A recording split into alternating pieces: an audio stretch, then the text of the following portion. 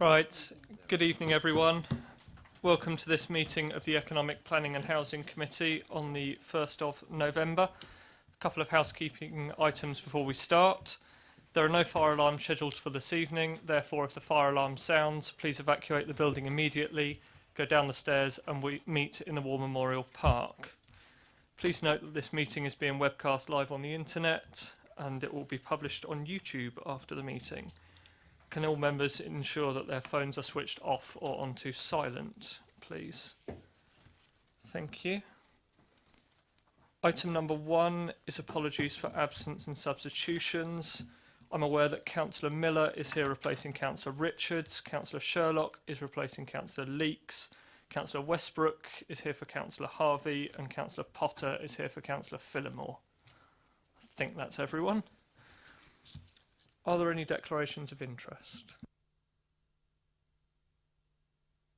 No, in which case we move to agenda item 3, urgent matters, of which there are none.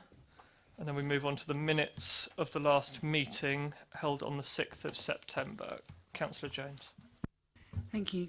Page 6, in relation to the items on page 6, there are a lot of outstanding issues that we haven't had. Second bullet point down, the third bullet point down and the fourth bullet point down are still outstanding. Can I ask that they're carried over as outstanding matters? Yeah, these are the points on the MPPF. No. No, Page 6. I'm on the wrong page. Care leavers. Oh, care leavers, yes. Yeah. Yes. Did you see the email today about it? No, I didn't. And We'll carry that. for We'll me carry those personally, if you over. can carry that over, because it wasn't enough time for me to read something. Yeah, short not a notice. problem at all. We'll make sure that that's carried over. Councillor Cubitt, did you have your hand up? No. Councillor Watts? Thank you, Chair. Page 10, review of work programme. This committee was supposed to be looking at Horizon 2050, because it says in the minutes and it's not on the agenda. So when are we likely to see that document? I've got about 3 microphones on at the moment. Sorry. Councillor James? Oh, fine. Sorry. That's okay. Horizon 2050, there was a conversation that took place between the programme officer, which is Simon Christian, about timetabling for committees, and I believe that that's going to CEP because this committee's already considered Horizon 2050, and that's going back there with a view that it will also come to EPH again in the future. If you remember, last time it came to us, it was probably about a year ago now. I'm looking around at faces.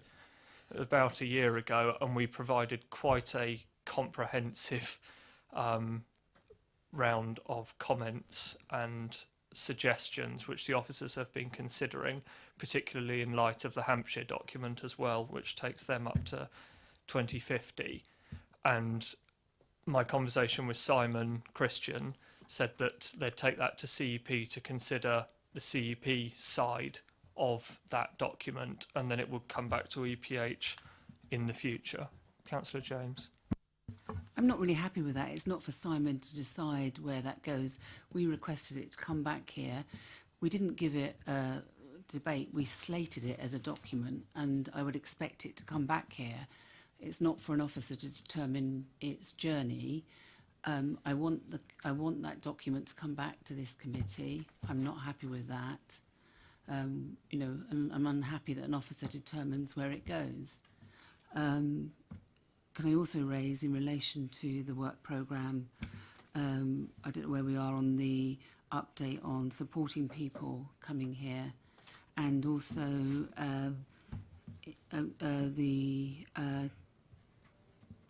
the approach to the AA as well, if we can have an update on that as well. So I'll do the last point first. The AA, I know Sadie has recently re-invited the chief executive of the AA because Abstract were, if you recall, Abstract were happy to come, but the AA couldn't make the date, and we didn't get a huge amount of. What we wanted to do was ensure that all 3 parties were in the room. We didn't. The AA, as the major employer in Basingstoke, we wanted them to be present with Abstract and the council. And Sadie has written to the chief executive of the AA again to invite them, and hopefully that will be pushed forward. On your point about supporting people, I will speak to the portfolio holder, which will be Councillor Terry Reid, about when that will be coming back. On the point on Horizon 2050, it wasn't, I don't think it's fair, and this is my fault for saying it the way that I did, it's not fair to say that it was Simon Christian as the officer's decision to take it to CEP. That was done in consultation with the portfolio holder, which I think in this case is the leader of the council. So I just don't want to get involved into, you know, it's an officer deciding this, because that's not the case. And that's my fault for saying that incorrectly. Councillor Watts? Yeah, we have a work programme which we build up over a period of time, and then we're due to review this 2050, and then all of a sudden the portfolio holder says, oh, we're not going to see it anymore. Is it because we gave them such a hard time last time we came to this committee? I mean, the amount of money the council wasted on that 2050 document, I think it was £50,000. So what is the explanation of moving it to another committee when it's on our work programme? I think, as I mentioned before, it will come back to EPH, and I have said that I want it to come back to EPH, but the comment was that with the wide-ranging scope of the document, it's not just economic planning and housing issues that are within that. There are community issues, environment issues, and issues with partners, particularly with Hampshire County Council, and particularly with Hampshire having produced their document up to 2050. The view was that it would go to CEP and it would come back to EPH at a later date. I'm more than happy to speak to the leader and say, you know, on behalf of the committee, that we want to see it back, that we make very clear that we want to see it back here. Councillor James? If you think about, you know, the work of this committee in relation to planning, of course it should go elsewhere, but it will inform everything that we're about as a committee. If we're looking at the transport strategy today, you know, that document should inform all of our work in planning, and it's essential that it comes back here. And in particularly because we were so unhappy with it at the last committee, I think we need to see sight of it and where it's going, and have they taken on board our concerns across the committee. So I think it's imperative that we see that document at the earliest opportunity. I'm happy for that to be in our, I think that ought to be in our minutes for this meeting, that we've made very clear as a committee that we want to see it back at EPH, and I'll take that as an action for myself to speak to the portfolio holder and make that clear. Councillor Frost? Yeah, I'd just like to reiterate from Councillor James's point that it is important that we do get it back. There was cross-party support for the comments that were raised about Horizon 2050. I think it's very important it comes back here, and I think there's cross-party support to ensure that it does come back here. So. Sure. I will take that to the portfolio holder. Take that to the portfolio holder. If everybody is content then with the additional points which we have raised, I'll sign the minutes as a correct record of the meeting. Councillor Westbrook? Once you've done that, Chair, I wanted to raise a point about this report, just briefly. Which one? The transport strategy, or All of it. I think it's the heritage part, actually, in relation to page 89, 120 and 121, where it refers to figures inserted. I'm guessing. can we? Sorry to be difficult. Can we wait until we're on? You can. I just that wondered if they item? were available so we could get to see what they were. Might make a difference when we get to the paper. That was all. Giving you a bit of advance warning that there's no. It talks about inserting figures and there's no pictures or anything. So they're probably not that relevant, maybe. I'm not sure. But, Right. Okay. I now understand why you raised it now rather than later. Okay. Right. We'll move on to item number 5, which is the draft transport strategy. We're joined by Matthew Evans, our head of planning, and Mark Lambert, our design, environment and infrastructure manager. And we're also joined by Frank Baxter from Hampshire County Council, and also Kevin Travers from the Enterprise M3 LEP, who's at the back in case we have any at the back up this end, in case we have any questions which specifically relate to the LEP. I believe that Councillor Raffel is going to introduce and then hand over to officers. Thank you, Chairman. I'm very grateful that Frank Baxter from the County Council is here and Kevin Travers from the LEPA here, because it makes it so much easier for us to discuss things small and wide and large and strategic and future, and as well as today in the one environment. The only things to point out is that Kevin Travers has to leave about 7:30. 7:15. So if you want to talk big, high, mighty and wide and regional and funding for those sorts of matters, I think that's right. Or maybe he's walking somewhere. It takes a long time to get there because he hasn't got any transport. But whatever it is, whatever the reason, just bear that in mind. And the other things, if you're still talking at 9 o'clock on any subject, I'm going because I've got to do some work for tomorrow and I'm terribly sorry. But that won't mean that I won't get a full update from the chairman afterwards. I just want to introduce this by just reminding us of how this document comes together and what it's seeking to achieve. It's not intending to set out a perfect solution to our transport problems. No one said it would, and no one's going to say it is or is intending to, even after your great efforts of perfecting it tonight. It's not the same as a local plan. It's not mapping out a solution, but the reason for that is that, in my view, there are many competing variables and the future is unknown. And I know those sound like sort of obvious things to say, but just obviously we're trying to include in this document the interests of those who we have to look after, the interests of walkers, cyclists, car users, train users, bus users, and potentially unknown methods of transport users in the future. And they all compete. And just to take one example of how that competition comes into play, one of the areas that we're focusing on within this strategy is the Eastrot roundabout. And if you just look at that, for instance, in terms of the different issues there are, we have commuters going in and out of the borough that use it, we have Festival Place users that use it, we have the importance of linking Festival Place to Basing View through it, we have cyclists not being able to operate round it, through it or under it, buses that block it up. We have the need to preserve and enhance the green open space link between the residents on one side of it and Eastrot Park on the other.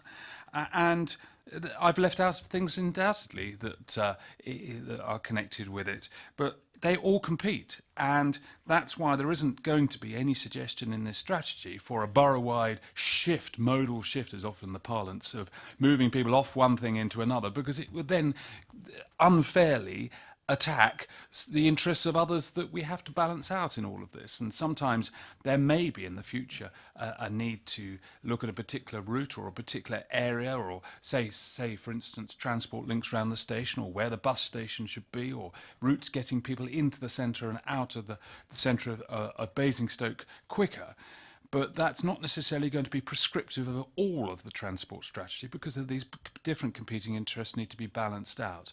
So I know that sometimes people do say, oh, why haven't we turned to putting everyone on this or on that and away from this, or stick them over there? You're not going to find that in here, because we have to respect all these different interests and try and balance them out. But that doesn't mean you can't talk about them, because they are part of the strategy, because they will have their place within it in due course. I just want to say also this, that we're aiming to try and identify the current transport infrastructure issues that we can see today within the borough, and also trying to predict future transport issues, infrastructure issues that is, as well within the strategy. And then secondly, we're trying to look at solutions for the current transport infrastructure issues, and looking at, as the strategy develops, potential solutions for future transport infrastructure issues. Of course, those potential ones are always going to be at high level at this stage. But the document should be seen as trying to start those conversations on these issues and the potential solutions. And we do that because, of course, we're trying to recognise that some of the things we're trying to fix today, and possibly can fix today, have got to be lasting and able to connect with the solutions we're trying to fix or may have to fix in the future. And so some of those wider strategic ideas and projects have been gently floated in the course of this paper, because bear in mind we're not the only partner in this, because the County Council has ideas and the LEP obviously is listening very intently to where these things fit into the more regional context. And of course it is for this committee to give us a steer on some of those things by saying, yes, we definitely need this, we think, at this stage, judging it in 2018, or we definitely don't want that, and we can't see why you'd possibly want that from sitting here in 2018 too.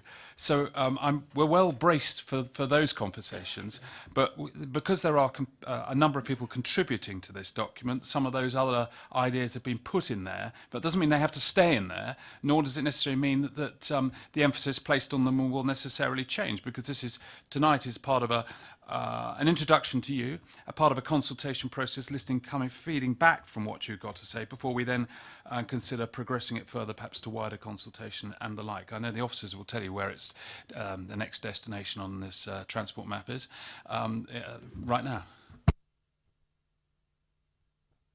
Thank you, Councillor Rafael. Just to fill a few gaps there, because you've said quite a lot of script already, to be honest.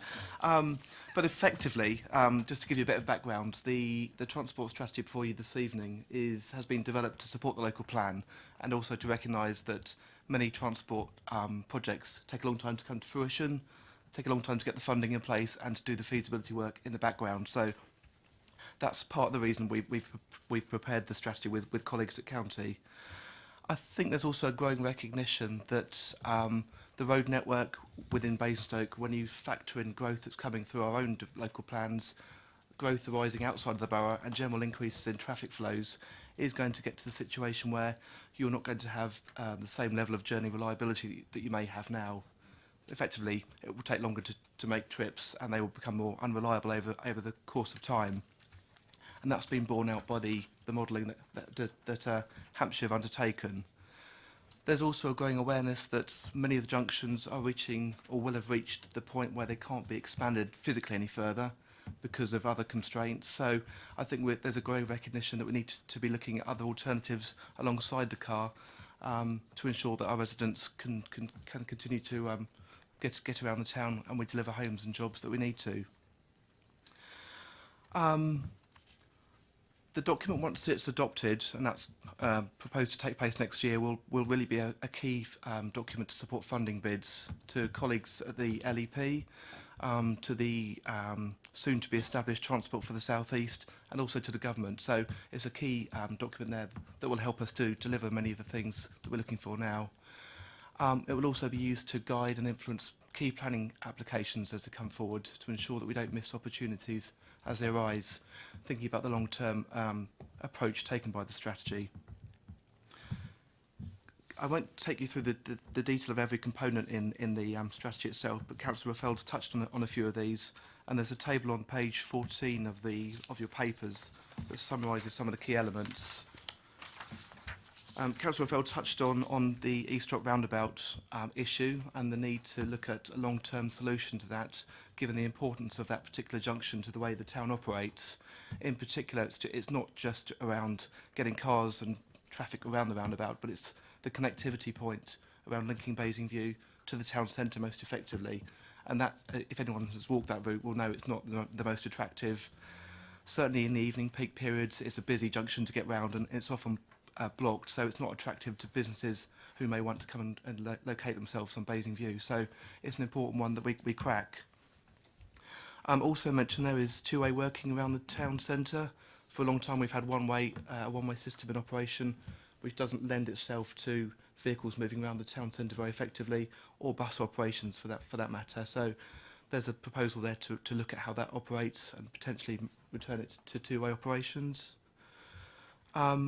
Another key element is really a step change in public transport provision over time, and you'll see that the draft strategy makes mention of a rapid transit proposal, which would see improved vehicles operating on dedicated routes with management measures to get them through the traffic most effectively, and that's really in order to ensure that journey times are reliable and they're more attractive than the car to road users. We've also touched on a new interchange facility at the station to allow that improved movement between modes. and that could also be supported by the move entirely of the bus station from its existing location to a new spot in front of the station. And that has a benefit of ensuring that buses don't need to go around Eastbrook roundabout twice for each service, so it improves their reliability more generally.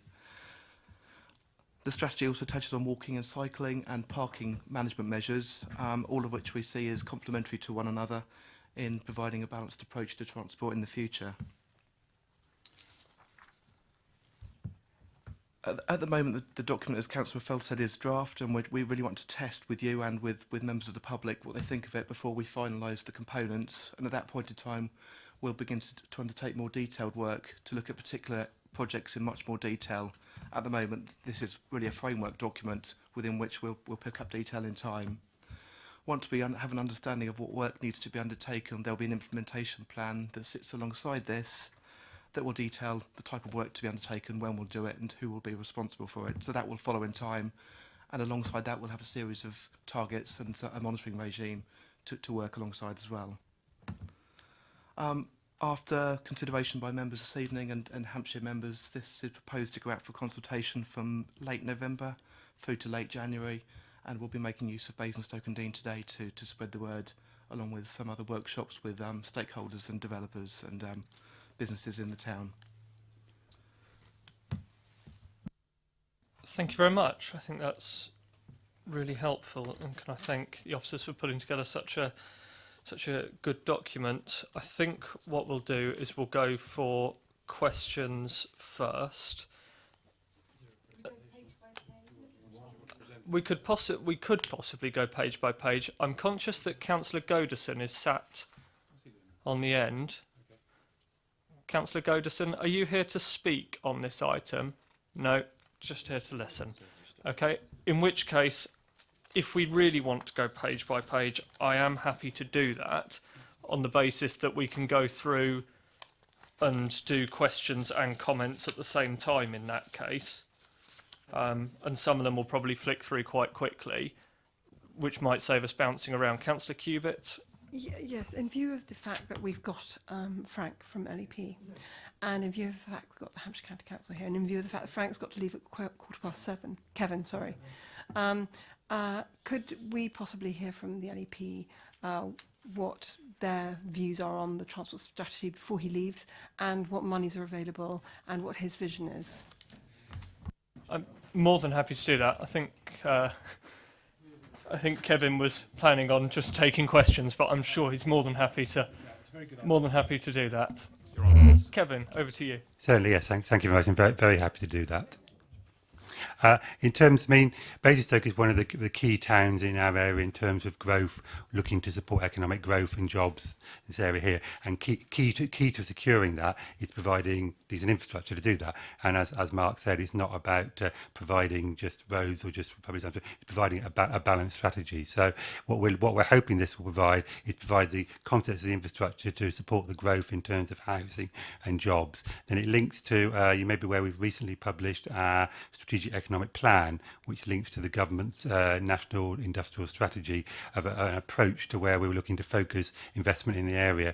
And I'm not going to go through that in great detail at this point, but I think one of the key things of that is that we are focusing that, whereas up to date we probably put investment across the whole of our area and a number of different activities, but I think we're going to be looking to focus far more on key areas, on areas that can deliver jobs, can deliver productivity and can deliver growth. So the importance of having a transport strategy like this is demonstrating the infrastructure can be there in place to help to support that growth, and that then leads to work we're doing on our own local industrial strategy, which will be produced over the next 12 months, and that will form the basis of our funding approaches to government, to secure funding from central government through the comprehensive spending review from next year. We expect there to be a future funding available. So we're getting ourselves in that position, and elements like this, the transport strategies for the whole area, help provide that context and give us the confidence that if we put funding in this area, that will deliver the growth and the jobs and provide what the people in the area need.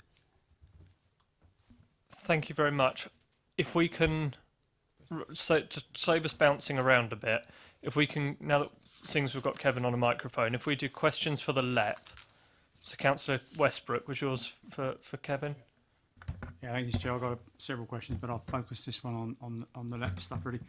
If you think back to the workshop group we had in June 2017, some of the points that were made there referred around thinking much more in the longer term towards decisions being made that they were the right decisions for the future, not just for the now. I know that the LEPs at the moment are going through a review, or just coming to the end of it, or halfway through. I know that's about accountability and everything else, but in particular, I wanted to focus on what the National Audit Office said back in 2016, where they talked about the pressure on LEPs to spend their funding in the year that it's allocated, which creates risks that projects more suited to long-term economic development will not be properly funded. I think the thing that came out of that workshop was that we don't just want to have projects that are glitzy, quick wonders, be it for political reasons or for business reasons. I think we've got to look at a bigger picture with new development coming along and bigger projects which are a little way down the road, and rather doing things. I mean, obviously, an example of that would be, for example, we've got Foycroft Roundabout that's going to be built, redone fairly soon. That's in the bag. It's going to be done. I don't know whether there's let money in that or not. I think there probably was, but also the leisure park's going to come out onto there, and that's not. It probably might have been modelled, but you know, we don't really know the effect of that, and I think that's really important that the amount of traffic that may generate is a big issue, and that's a now problem. You know, but obviously there are bigger projects in the future, and I just wondered what the LEP's view is that, because obviously you might want to spend it straight away, but I think we've got how we deal with that longer term, bigger projects which we need for the future.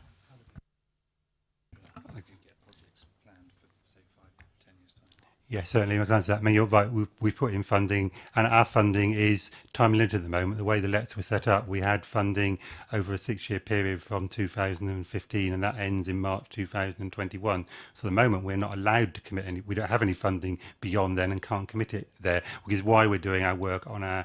We've done our strategic economic plan, and we're doing our local industrial strategy to put ourselves in a position that when the future funding comes forward, and you're quite right, you need that funding over the medium to long term to be able to deliver the infrastructure. It's not a deliver it now sort of process. We're in a good position to do that. As yet, we don't know exactly how that funding is going to manifest itself, so we're trying to be as flexible as possible to demonstrate where we can actually maximise investment and get the biggest bang for your buck, if you like. So we're getting ourselves in a position. We expect that as part of the comprehensive spending review next year, there will be some clarity there on how LEP funding will progress post 2021. But to an extent, that is an element of guesswork. But with our lobbying through government and through BEIS, we are pushing them to look as far forward to the future and get as much commitment so you can actually deliver and plan into the long term. Having that commitment, the infrastructure funding, for example, will be there to support it. On the LEP, Councillor Rattigan. One of the problems living close by Basingstoke is that we don't have direct access to the airports at Gatwick or at Heathrow. Can you discuss what vision we have for connecting better to those hubs?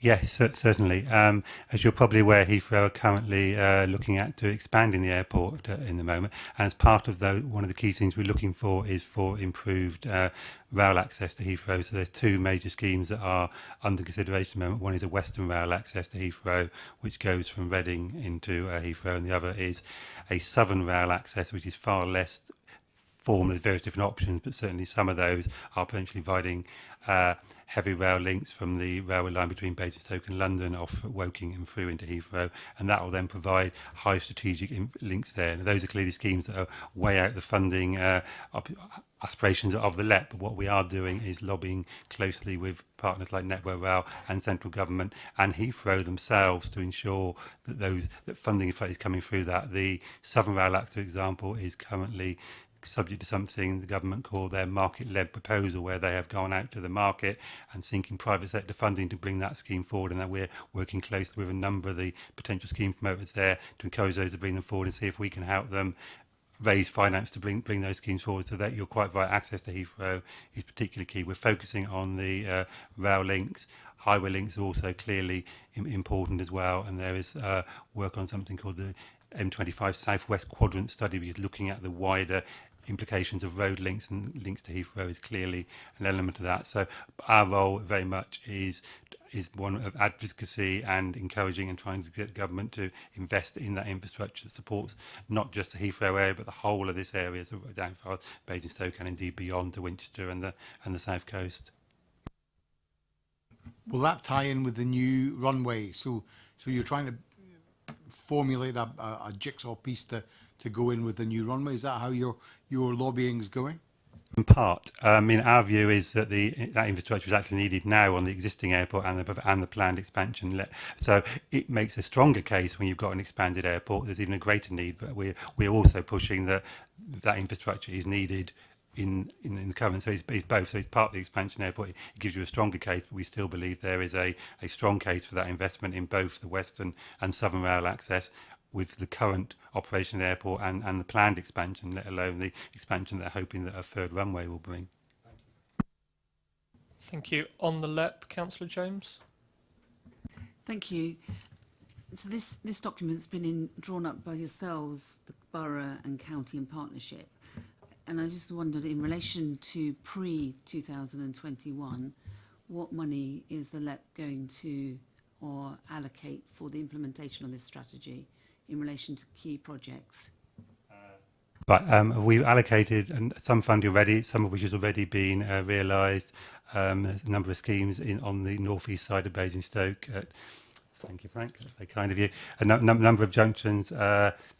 Thornycroft Junction, Binfield Roundabout, those schemes that we're currently funding and going forward at the moment. We also have a commitment to improvements to the southwest Basingstoke at the Brighton Hill Roundabout. That's funding which, subject to submission of a successful business case by Hampshire County Council, we have currently provisionally earmarked for developing that, and that is also going forward in 2021 as well. There's also potential for some funding. We've invested some money in supporting sustainable movements in Basingstoke so far, and we are hoping to go out with although we've allocated most of our funding, we've still got a small pots of funding we've still got available, and we're going out for a funding call later this year, hopefully, where there's opportunities to support other sustainable transport schemes. So looking at the walking and cycling schemes around East Rock Roundabout, if there's schemes there that can be delivered by 2021, there's an opportunity to bid for that at the end of this year and into the early part of new year for delivery next financial year and in 2020, 2021 when our funding runs out at that point. So I'd quite like, I know this is a strategy, but it's talking about where we're going, and it's talking about infrastructure in relation to meeting the needs of the local plan. I don't know if I've but I can't see in the document what it is, what you've just said there, and I'd quite like that detail of money. I'd like to understand the investment that the LEP is putting into this strategy, where and when, and I would have liked it to have been in an appendices if it's not there, so I can really clearly understand, because what it's saying is, in relation to the local plan, nothing really should be going forward without the infrastructure to support the plan. I think probably what we can do is ask Kevin to provide that. It will be, I'm not going to put Kevin on the spot and ask him to provide it now. But if that can be provided, in a document through Mark, because what's coming on tap, we can provide that after the meeting. That information is already available. Both Mark and Frank already have that, so it's easy enough to include as an appendix in the document. That information is all currently there. So that's easy to do. So perhaps when this goes out to consultation, that could have that in there. Yeah. It's just so that I can see what the gaps are. So this is what the LEP are going to do. I'm going to ask the same of county, and I'm going to ask the same of the borough, and I want to see where the shortfall is really. So. Yeah, it's a very, very good idea. We can definitely include that. Councillor Cubitt. Yeah, hi. So you made a reference to bang for buck, and you made a reference to projects that you're looking at. Obviously, it's a wider area, but we're specific to Basingstoke interest. Are you having already extensive conversations with Urban and Civic, our new partners, in terms of seeking financing for the identified infrastructure required that we know exists in the near future for the Western Bypass? We've not had any conversations in relation to the Western Bypass specifically, no. Is that just with Urban and Civic, or is that with any other partner? No, we haven't had a speaking. Western Bypass hasn't been. We tend to respond to we tend to invite bids and expression of interest for schemes that people want us to fund for infrastructure, and we consider them against our criteria in terms of jobs and employment. And no one has asked us for any funding in relation directly to a Western Bypass at this stage. I think probably because our funding only goes up to 2021, so we'd only look for a scheme that can be delivered by March 2021 as funding currently stands. Okay, thank Right, you. Councillor Just out of interest, therefore, have you been looking at any other bypasses in Basingstoke in terms of financing at this juncture? We haven't funded any bypass. No, our focus has been. I use very specific wording. Oh. Have you been looking at any projects or proposals or plans or any other? We haven't received any. I mean, Frank maybe had to answer that question than me, but we haven't received any bids for funding for any bypasses around Basingstoke. So no, in fact, we haven't been looking at it other than because of the timescales, but potentially as part of the strategy, things could potentially come forward, I guess. But that hasn't been not part of our funding process yet, because as I said, because of the timescales. I think Frank did put his hand up. Do you want to jump in there? It's really just to clarify Kevin's role, really, which is working for the LEP, who develop the economic strategy, but also are the funding body. The scheme promoter would be the Highway Authority, Hampshire County Council. That's helpful. Thank you very much. But obviously, if there were schemes that we were not privy to, they would know about them if the funding had already been sought. But he's explicitly said that funding has not been sought. Okay. And then finally, what would be, in your opinion, from a strategic point of view from the LEP, the project that would give the most bang for the buck for now, post 2021? For Basingstoke indeed. Yeah, only for Basingstoke. Not for the rest of the I think that potentially is possibly preempting the work on the transport strategy in terms of what that would be at this stage. I mean, there's a number of key things you could look at. One certainly comes to mind is strategic links are very important to us. So the A33 corridor, strategic links between Basingstoke and Reading, that's very key, getting the access into this area, both road and rail, in providing supporting the economy in this area. But I think it'd be wrong of me to say, particularly A schemes, simply at this stage, we don't know. That's part of how the transport strategy will hopefully lead us in that direction.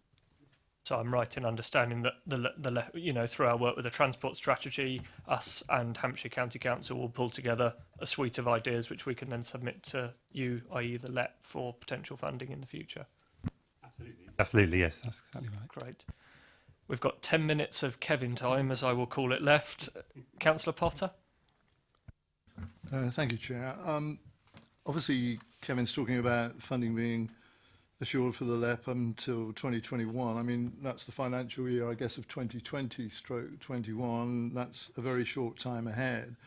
I mean, just in strategic terms, I mean, I want to have some confidence some of the major projects that we're talking about in Basingstoke that may get planning approval are going to be realistic. And there's a couple that I mentioned straight away. I think Manidown and obviously the leisure park, which we've been talking about recently. In respect to the leisure park and its connection with the Thornycroft roundabout, which has been mentioned already this evening, I just don't know what future planning predictions have been made in that regard. For example, I mean, we were told by New River that they're talking about 6 million visitors to the leisure park, rising to 9 million. I've no idea what the car movements associated that will be, but they're pretty horrendous, I would have thought, which is a major impact on any road network, and particularly the Thornycroft roundabout and all of that goes with it, Manidown then added into that. The type of future thinking on that and strategy that relates to that and the funding that goes with that is absolutely enormous, it seems to me. And I just want to have confidence that there is this joined up thinking between the LEP, the County Council, which you obviously point out is the Highway Authority, and ourselves, that these things are realistic, because some of the impact of that is quite enormous. I mean, yeah, I mean, absolutely. I mean, I have one at a time, please, Councillor I have a fairly cynical view about the leisure park, and it's increasingly cynical when we start to talk about the practical effects of such a thing really on the road network in Basingstoke. And unless we've got absolute assurances on some of this stuff, I don't really see how in planning terms we can be confident about those approvals being given. And I know this is a strategy document, but some of that really has to be linked to reality, doesn't it?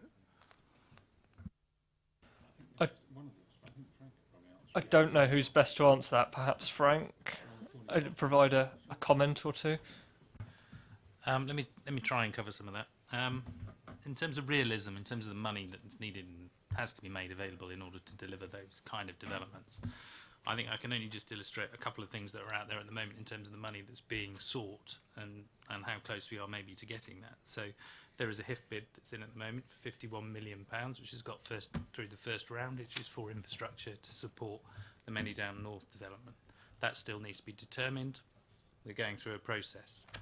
There was a bid that Kevin put in through the EM3 LEP for a mass transit system for Basingstoke as part of a large local majors scheme, one of the routes of which went through the site that is the leisure centre, on into Many Down North and then across the railway and into Many Down South sites. Wasn't that turned down today? Not today, but it's not happening, is it? We didn't get through this round. No. There were 12 schemes that could have got through, and we were 13th. So there will be future rounds, is what we understand, and we are sort of, we made a good bid of it. We made a good fist of it. So did Kevin. It's important to this strategy, isn't it? It is important to this strategy, yes. But what I'm saying is the opportunities appear to be out there at this moment in time. We need to grasp them. The only reason why we didn't, I think, get the 129 million this time round was because we didn't have the scheme developed up enough. We didn't have a transport strategy in place. We didn't have the background policy in place to actually get the case through. So that's why this work is important, is to put us in a good position to make those funding bids. So in terms of realism, having a strategy is part of that realism. Is that answer the question? Yes, that's very helpful. Can we? Yeah. I'm conscious that we have about 3 minutes left of Kevin, and I've got a couple. We can come back to that. Councillor Westbrook, did you have a question for the LEP? No, that's sort of been answered because I was going to ask if we'd been asked for any money for the mass transit system, but I think I've just sort of got that answer already, really. Councillor Cubitt. Yeah, sorry. Just one last question before you leave. Obviously, in life, it's much easier if there's a request for 2 things rather than 10 things. How do you? I mean, if we were to ask you for 2 things, would we be more likely to get 2 things than if we were to chuck up and ask for 20? I suppose potentially yes, because obviously we only got a certain amount of funding. I mean, we need to prioritise, so it obviously helps us if you come forward with what the things that are most important for you. So if you do ask for 10 things, at the very least we'd ask you to prioritise them 1 to 10, so we've got an idea what your priorities are. So if I would suggest come to us with what you need and what you want, where you think is a good case, but try and give it some level of priority so that we can understand what your top priorities are. Councillor Rattigan. Very quickly, if the mass transport system is not available or we can't get the funding for it, is there a possibility of putting in a hybrid, something like a pod system that we have at Heathrow when you park? They're much cheaper to have, quite effective, and obviously they take people off the roads, and it's a hybrid, not obviously get as many people on the thing, but it may be a stepping stone to something bigger. I mean, that's what we're saying, is we want to create a vision. And I think the other thing about a mass transit scheme is we don't have to fund it all at once, and it will creep up in terms of implementation over a 20-year period. So we don't have to rush at it all at once. We might do 1 route at a time, we might do bits at a time. The key thing is that we need to get those transport systems, that public transport system, being competitive against the journey time of a car, so that we have a reliable and good alternative choice. Thank you. Councillor Frost. Yeah, sorry, Frank, I'd just like to come back on that. It's all right doing these things a bit at a time, but the thing is, certainly with the mass transit, a lot of it we kind of need now, because the roads are in a terrible state. They're gridlocked. Okay, I'm sure you know all about that. Okay, and with Thornycroft being potentially redeveloped, and also South Ham roundabout being redeveloped, I can see the gridlock kind of getting worse on a temporary basis. So my point really is that we don't need to do these things a bit at a time. We need to kind of do a lot now for the future. And I just want to, reinforce that in your mind for when you're looking at Basingstoke. Yeah, I'd say I don't disagree.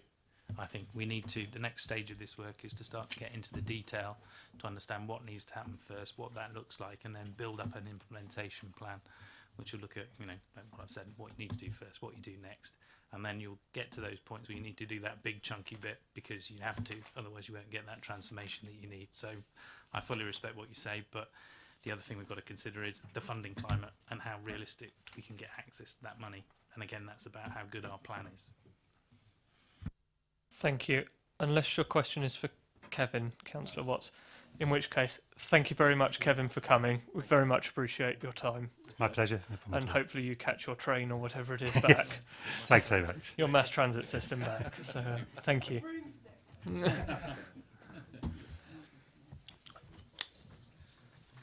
I am reasonably happy with the suggestion made by Councillor James to go through this issue by issue. I think page by page is probably taking it slightly too far. I'm happy to do it page by page, providing that we blitz through a few and focus on the issues, if that's okay. So the transport strategy starts on page 19 of the main agenda pack. So pages 19, 20, 21, 22.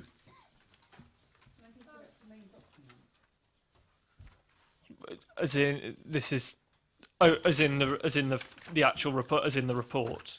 Yes.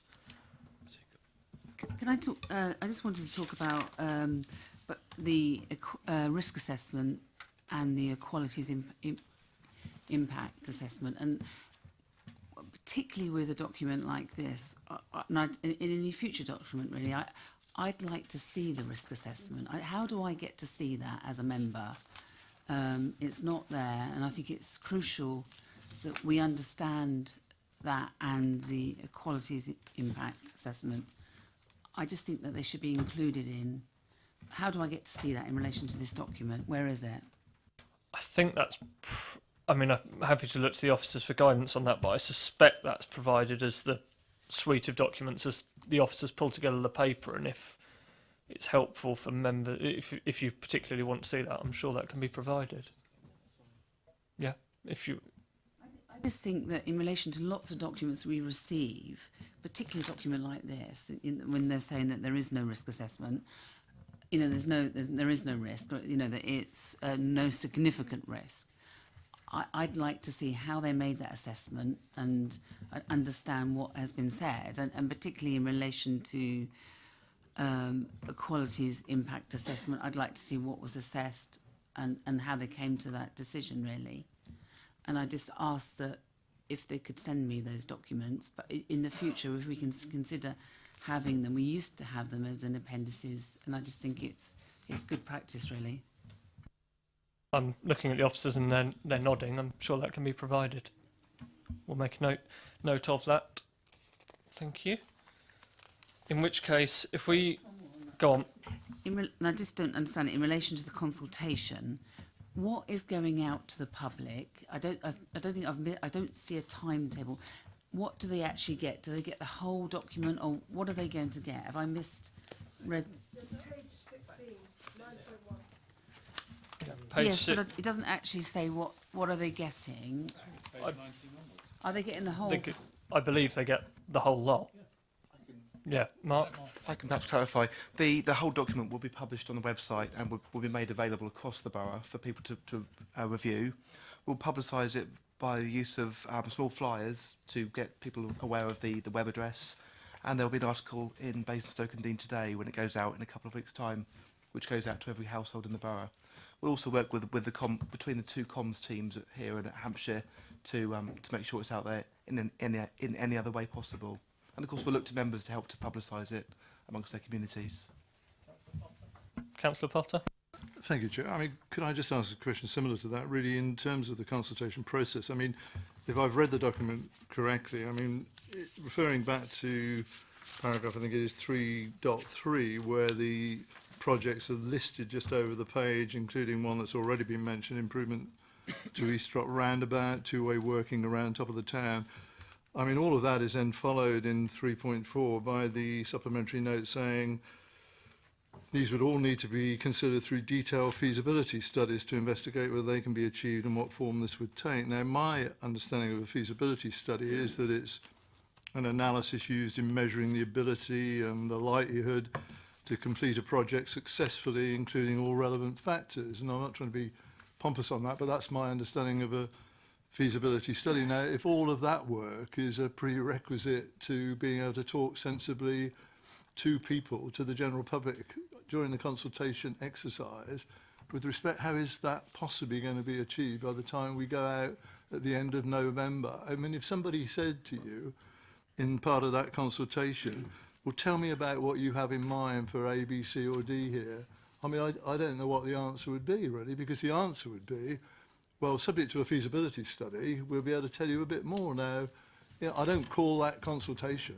I really don't. And if I was a member of the, well, I am, sorry, a member of the public, I would say that isn't much use to me. Thank you. So I do need some clarity on just what that process is going to involve, please. Mark?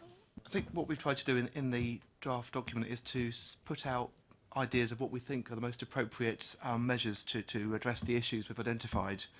We haven't done the detailed work yet because we're not sure if there's public and there's public acceptance of the proposals we're putting forward. And indeed, it would be wrong in some ways to do too much work if that isn't found to be the solution that is most favoured amongst residents and businesses locally.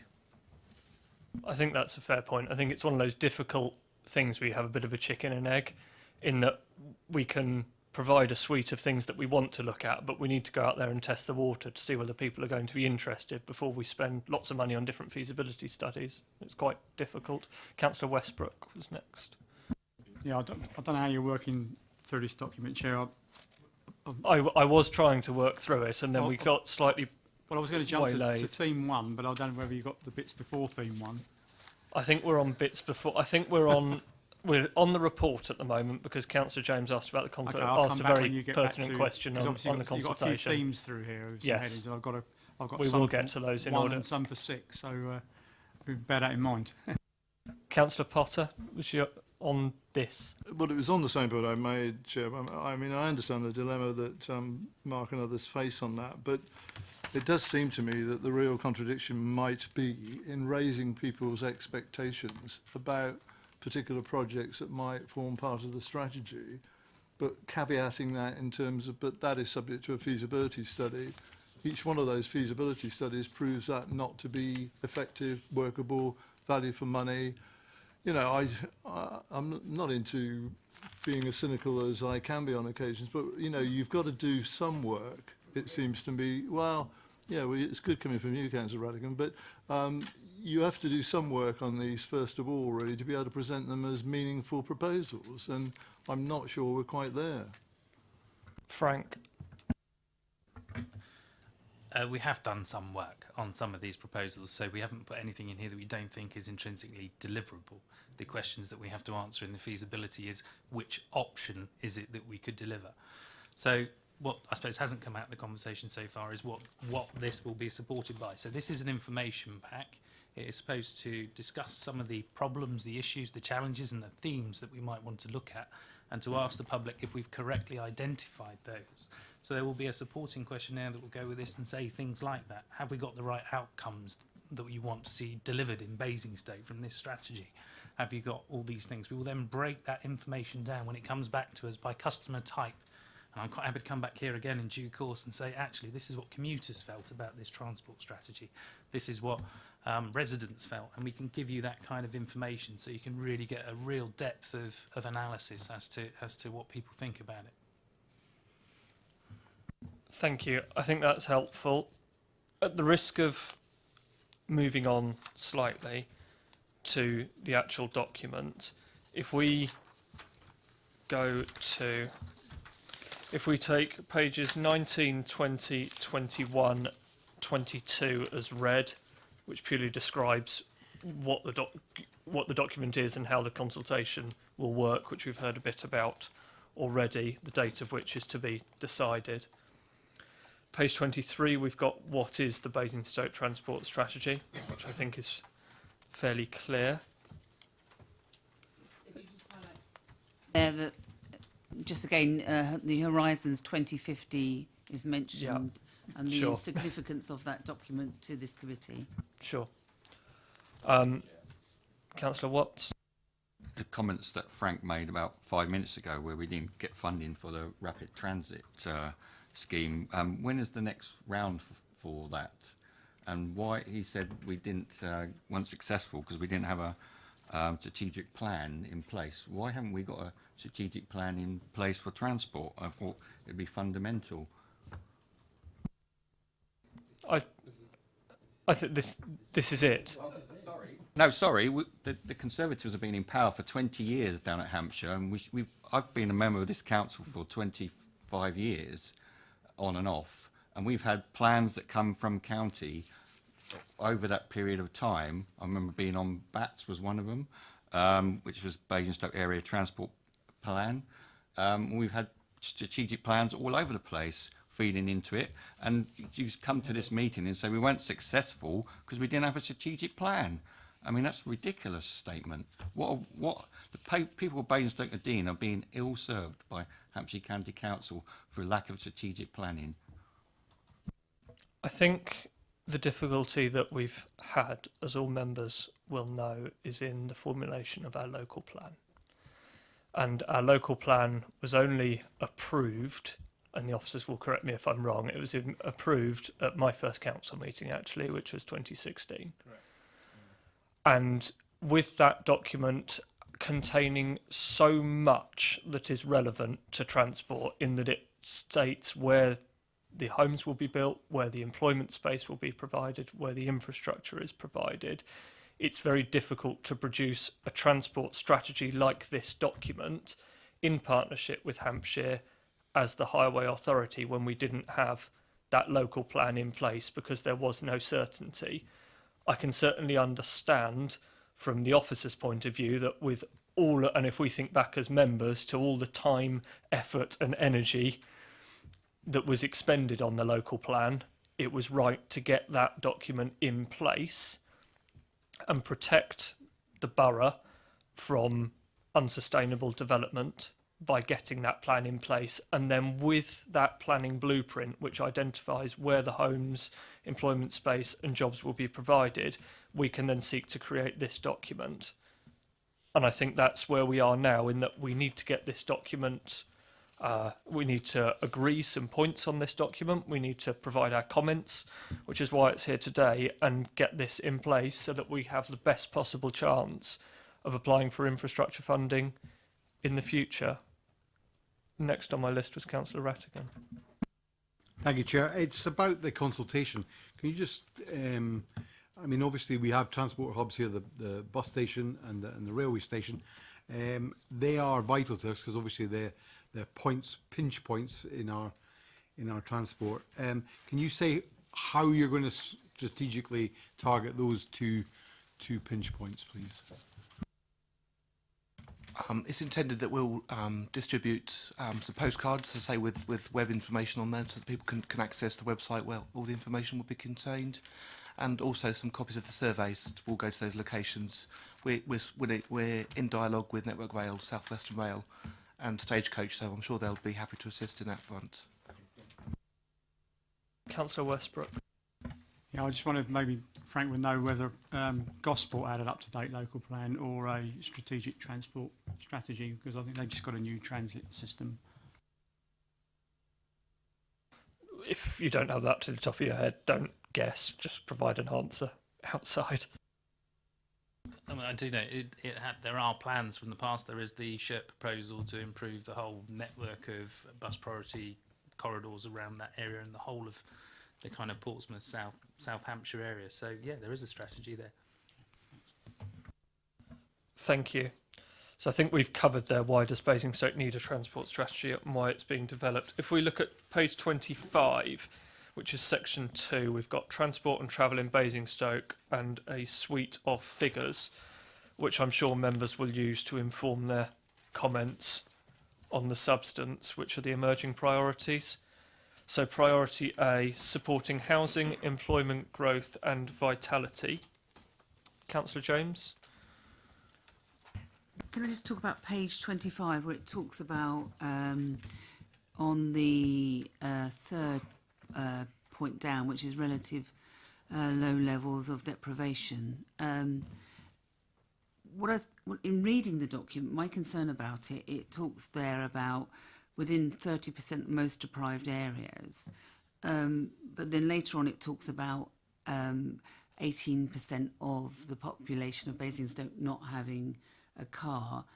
What I think this document misses is the cumulative effect in relation to those areas. So how many people within those most deprived areas are made up of that 18%? You know, so how many people within Popley don't have access to a car? I think it's important that we consider the issue in more detail, really, because I think it, for me, it misses that point. In relation to the bottom point, in relation to 66% of residents live and work in Basingstoke, then it goes on to say, of these, 61% travel by car, 9% by bus, 2% by cycle. What do the lot do? I just, you know, is it walk? Is it? I was just asking. Well, I just wondered what. It's a fair question, because whenever you give percentages, the aim is always to add it up to 100. I was taught, so I think it is a very fair question. That missing 28%, the officers look like they're scratching their heads. Walking and train. I think it would be helpful to include those as specific points when that goes forward. On the point about Councillor James's first point on car ownership within areas which are within the borough relatively deprived, I think that information would actually be quite helpful, because from a personal point of view, it would be interesting to know, of the 18% of residents who don't have access to a car, where they are they people in the town centre who commute up to London every day on the train and therefore don't need a car, which is one thing that there may be issues about or not, and that might lead to us talking about increased provision of rail infrastructure? Or are they people who haven't got a car through other things? So, you know, if we're talking about the most deprived areas because they can't afford a car, in which case we need to talk about public transport. So if we could try and do some correlation on those, that might be quite helpful to understand. Thank you. Okay, if we go to priority A, support it, which is page 27, supporting housing, employment growth and vitality. Does anybody have any comments? Councillor Rattigan. As the A339 is comes straight through my ward and is the commuter road for both people leaving Basingstoke and coming from Newbury, Kingsclere and the like into Basingstoke, I'd just like to hear, I mean, the traffic congestion at the moment at peak times is horrific. Sometimes the traffic's back to the two farms at Folly Farm and things. So I just want to know that whatever comes out of our strategy helps the situation with my commuters and the flow of workers both ways along that road. Okay, so on your page 20, there's a reference to page 40. Sorry, I've got a different document which has got different page numbers. There is a reference right at the bottom, final bullet point, as to working with neighbouring authorities. I can inform you that yesterday we met with the authorities in Newbury and West Berkshire and talked to them about doing a strategic study to look at the issues on that corridor and how we might be able to deal with the growth in traffic and what sort of schemes and how we might go about getting those funded. So that's already started in terms of how we scope out and develop a brief for that particular issue. Thank you. I think a lot of this will come out when we get to the strategy themes, which begin on page 34. So if specific issues can wait until then, that might work. Councillor James, sorry. Sorry, it's just going back to the page before as well, but on that page it talks about traffic congestion and delays. And you mentioned it earlier. You said that, I think it was Mark that said about journey times being within the town are predicted to become 17% longer on average. Has that, in relation to that prediction, have you factored in, or has it been factored in, many down and the leisure park in that prediction? That's my first question. All committed developments in the local plan have been factored into that figure. The leisure park isn't in the local plans. Has that been factored in? I'm just asking the question: has Down and the leisure park been factored in? Yes, it has. We've made allowance for the leisure park and Down and the rest of the sites in the plan, as Frank mentioned. Okay. Do you have a second? Yes. Just in relation, is that those predictions? Have you broken that down? So could we see that? Is it in a certain area? Is it Chinham or Basing that it's going to be 15%, and somewhere else it's going? Do we know? Is it overall? We're all going to expect to have a 17% longer journeys, or do you know where those bottlenecks will be? We do have that technical work. 17% is the average. Is it possible for us to see that, please? Yes. Yeah, I think if we can be provided that, I'll make a note of that, and if we can be provided that, because it would be helpful to know, is that 0% everywhere apart from 100% longer getting onto the M3, for example. Councillor Cubitt? It's just, and the last one is on page 27. It was the transport strategy should support housing employment. It's at the bottom. It's a bit like all of our policies in relation to the local plan. I don't want it to be a should. It must, or it will. I think that's noted. Councillor Cubitt? So, in terms of the traffic lights, because that's when we did the evidence for the local plan, we had that suite of evidence, which probably has been updated since. But that's what then fed into the junctions that had work done since, was the timings, the predicted timings on. So, has that work been updated?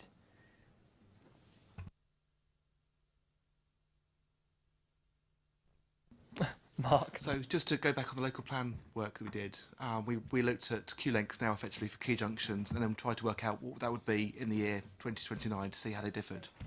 So that work was undertaken by the Borough Council. The modelling system the county uses is a bit more sophisticated and advanced than that, so it really updates and replaces that. It would be great to see that. Okay. Councillor Potter? Could I just pursue the point, Chair, in regard to the modelling which colleagues have made mention of, well, in terms of the leisure park, which has been, excuse me, calculated and built into some of the figures that have been quoted to us. I mean, I'm not very good at this, but my own calculation, based on 6 million visitors a year, most of whom I think will travel there by car, unless there is this sort of super overhead facility somewhere, but most of whom will go by car. Even if you allow for 3 persons in a car on average, you're talking about 2 million car journeys, it seems to me, over the period. And my calculation, based on 365 days a year, which obviously won't be quite right, but is something like 2,000, if I've got this right. No, sorry, 6,000 journeys a day. Now, I don't know whether that's realistic or not, but I mean, that's just, it could be a lot higher than that, obviously, depending on who goes by car and how many in a car. But you're talking about enormous numbers of car journeys going to this facility. Inadequate parking there, by the way, anyway. That's another story, of course, isn't it? But in terms of the car journeys, is that the sort of figures that our colleagues have been factoring in on these computer models? Because that's what it needs to be. And in fact, New River optimistically say, don't stop at 6 million, we're going up to 9 million as quick as we can to make this thing economically viable. That's what we're facing. I think the point is well made, and I'm sure that Matthew can assist me. Try and answer that Chairman. The figures we've used, or that the County Council have used in their initial modelling, have been the figures for the redevelopment of the leisure park, which are in the public domain. They don't form part of a planning application, as you know, because we're somewhere away from receiving a planning application in the leisure park. So it uses those figures, which have gone through a process at the council, albeit not through a planning process.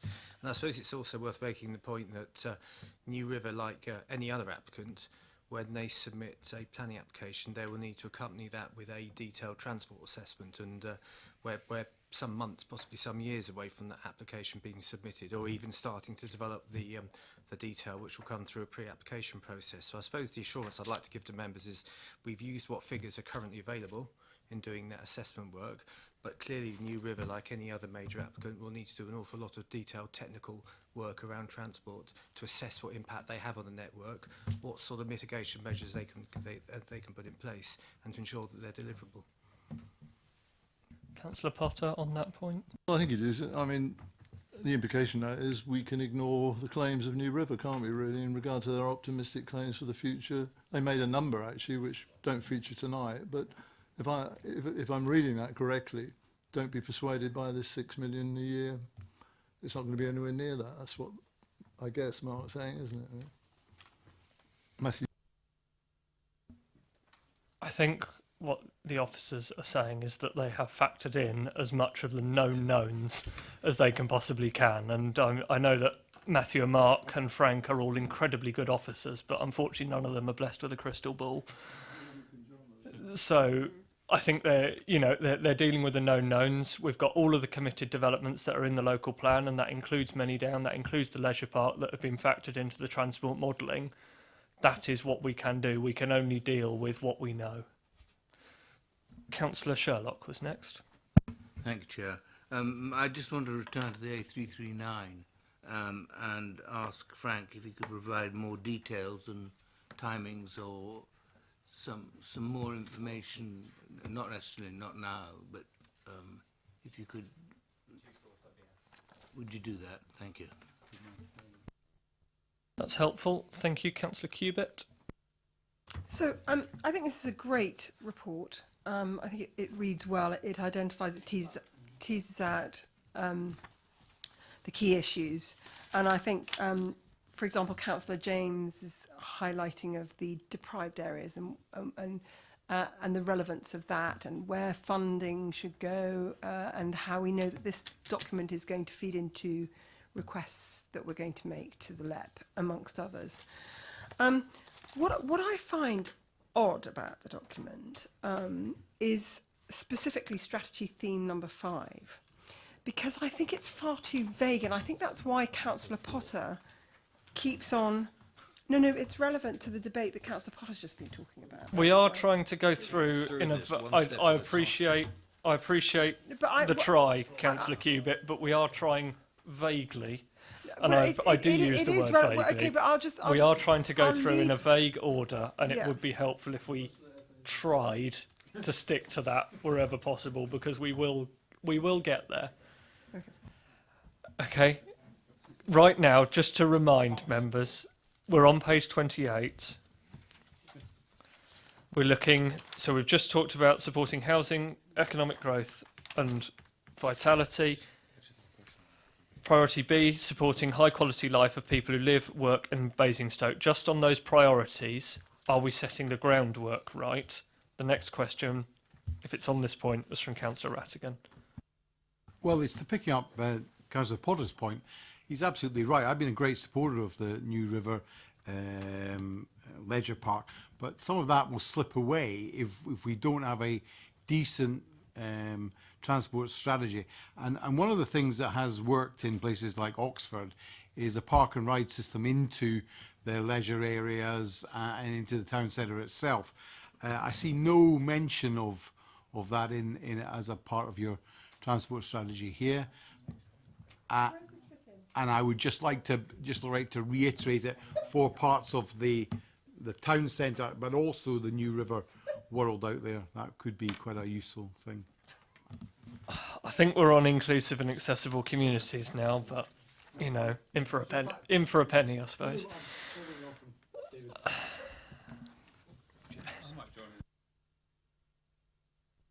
Members, can we? We'll have an answer to Councillor Rattigan's question. There's mention of parking issues on your page 34 under theme 1, where it talks about approaches to car parking strategies and the like. Hopefully we can come back to that, Chair. You know what? New idea. We're going to go to page 34 and we're going to start talking about the strategy themes. because the strategy themes are the substance of the document, and there have been, so Councillor Cubitt started on strategy theme 5, Councillor Rattigan started on strategy theme 3, which referenced the leisure park. So we're going to go to there. Strategy theme 1, I'm starting my list of speakers again, and the first person on improving access to and within the town centre, and only that, was the member for the town centre, so I know he wants to talk about that, Councillor Parker. Thank you, Chair. I'm not quite certain where I am now in this document. I've been following it as closely as I can. Page 34. I know we're on page 34. I've got page 34 marked and it's open. But there was something that I wanted to mention at the previous, which is in relation to the town centre. Because it's, this is talking about the strategy. And on page 29, it talks about ensuring good standards of air quality are maintained. The word is maintained. We haven't even got there yet.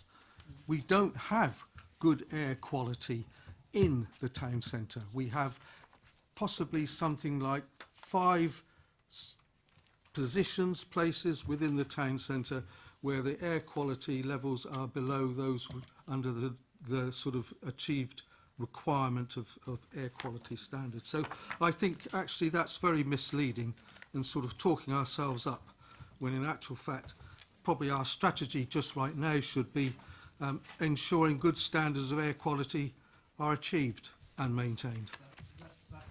Councillor Raphael. That's taken on board. Absolutely right. We've got to sort of set out, haven't we, where we think we are at the moment and where we ought to be. No, I thought somebody had been measuring, and that's why the number of members are turning around saying it's dreadful. It's not just a question of taking a lungful underneath the underpass. It's like, Sorry, Chair, there are independent reports that are available, and they've been talked about in committee at this council at considerable length. If I can then, if I can then go on to strategy theme 1. There's a lot of points here. What I want to talk about specifically in relation to this is we are talking about what's the wording? Two-way working. This is something that we've looked at very many years ago. Councillor J. Wardina was portfolio holder at the time. In relation to this two-way working. But I want to ask, why isn't, we've got we talk about possibly need for reviewing the existence of the existing bus station. This talks about improving access to and within the town centre. So we're not just talking about how people get into Basingstoke town centre and how do they get out. We want to be talking more about how do people move around Basingstoke town centre.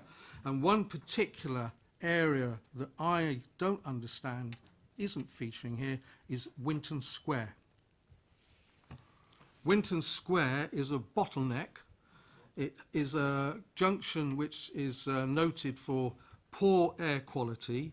It is a hazard to pedestrians. In actual fact, I have logged that after the last resurfacing work carried out by Hampshire County Council, we have a length of the pavement has been reduced in height to facilitate 2 buses passing each other, and that's just quite incredible. So I would like to ask that maybe officers in their scoping work look at Winton Square and what role it plays in the plan of access, improving access within the town centre. We have traffic coming in up through off of Brighton Hill roundabout, using the town centre as a sort of a shortcut through out onto Basingview East Rock roundabout. That really, I think, is one of the main things I want to talk about, other than I totally support a review, and I would recommend that we do take the existing bus station away from its current location and develop it in front of the station. It's called integral transport.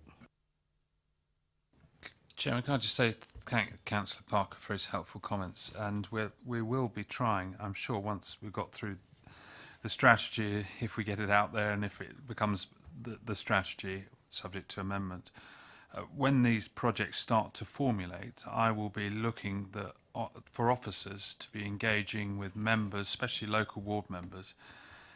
So rather than necessarily bring it all back to this committee and all of us trying to redesign the wheel, but actually at a more informal level as things are worked up, discussing them with local ward members just to make sure everything is captured before everything gets finalised, as it were. And some of that has been started, but I think there's obviously more to do. Because obviously as local members you may say, well look, we don't want the pedestrian crossing there, we need it somewhere else, and even on that minor level, or you may say, well what about the residents over here, they can't get to over there, or others may say, well you know, there's a whole panoply of issues that we could look at, and also to perhaps explain the other way around from an officer level why they may have put at the junction of Winchester Road and New Road, set the junction back, the traffic lights, to allow buses only through at certain times, because of course it then preserves the safety of the pedestrians on the pavement, for instance. And so all sorts of things could be suggested, but I'm looking at working with members. Obviously I'd like to work with all of you, but it may be that we'll have some sort of more intensive member issues as these schemes come forward. And obviously it's my intention, if I'm still in this position, as these things come along, because there might be some time, would be to try and make sure we definitely start some of them. It's not a constant chicken and egg situation as far as I'm concerned. We're going to start with one of them, and so we actually get a pin on the map and work to the others, rather than constantly say, well, we can't do that because we've got to redesign something else. I think that's helpful. On strategy theme 1, town centre, Councillor James. Thank you. Earlier on in the document, you talk about 55% of people that access the train station coming by car. What I want to raise is that the new car park in the railway station got planning permission that was granted by Network Rail without us knowing about it, or county, and county weren't aware about it when they actually did the work to the East Drop roundabout. Are we factoring in this transport strategy that they're intending to double the capacity of that car park? Have we considered that? That's my first question. I've got several in relation to this thing. Mark? We're certainly aware that Network Rail or South Western Rail may wish to add a further deck to the car park, and we've made the consultants aware of the work that they're suggesting, so they're informed of that position. I think when we come down to do more detailed modelling on particular junctions, we'll need to factor that in fully to ensure that it's taken into account. So we're aware, we've made our consultants aware, and we'll continue to make sure that we factor that in going forwards. My understanding it was 3 floors, not 1. And my concern is all of the work that we did on East Drop Roundabout was without that knowledge. And it's how do we ensure, as part of a transport strategy, that we all are working together, that Network Rail can't go off and grant itself planning permission. And we've gone off and done a load of work on East Drop Roundabout without that in mind, and that concerns me. It's how we're going to ensure there is this joint working. The other one in relation to the strategy one is electric cars. How are we going to ensure we've got more points? I only think we've got the 1 in the town. I think you've got 2 spaces to be able to do anything with it. You talk in the document about having it in new developments in people's houses, but if we're going to have visitors to the town centre, where are these points going to be? It's not very good at the moment. In fact, it's exceptionally poor. What are we going to do going forward? The other one is, I think that how can this be achieved on this? You talk about excluding cars to be able to support bus movements. I think it's quite punitive. Is that how we're going to move forward? Somewhere within this document, you have talked about bus lanes. My concern is on the new Reading Road roundabout, you've just taken away the bus lane at a great cost to us all, because it was horrendous going through that process. Is it coming back again? What, you know, again, where was the joined up thinking? If we're looking at introducing bus lanes again, why on earth did we just spend all that money and all that time and pain to then have to bring it back again? So I'd like to ask about that. The other one is in relation to walking, cycling around the town centre. One of the other concerns in relation to joined up thinking, the county had just stopped a policy in relation to putting bollards up Dragon's Teeth to prevent cars from parking on verges of pavements. That's a policy that they've come up with because, and I just want to know, the asset management team have come up with that. What I want to know is that is counter to our transport strategy. Again, there's no joined up thinking because people are parking on verges and pavements. They can't then use those pavements and verges because county have got a policy now not to have bollards. Outside schools, it's a nightmare and county are not going to produce any more bollards. And we're in outrage in Norden because of it. And King's Furlong, I've just been told as well. And I'm sure, and I was in Basing the other day at the school there, I would think it'd be the same there. So it's how do we ensure that partnership is working in the same direction and we're not working against each other? Mark? I'll pick up a couple of those points. Perhaps I might refer to Frank for a couple of others, perhaps, if he's happy to answer them. In terms of joined up working with Network Rail, we liaise regularly with Network Rail. So in terms of the transport strategy, we've spoken to them. We'll continue to speak to them as it develops. And we have good connections with them, so we have an awareness of the projects they're progressing. So we'll keep on with that liaison point.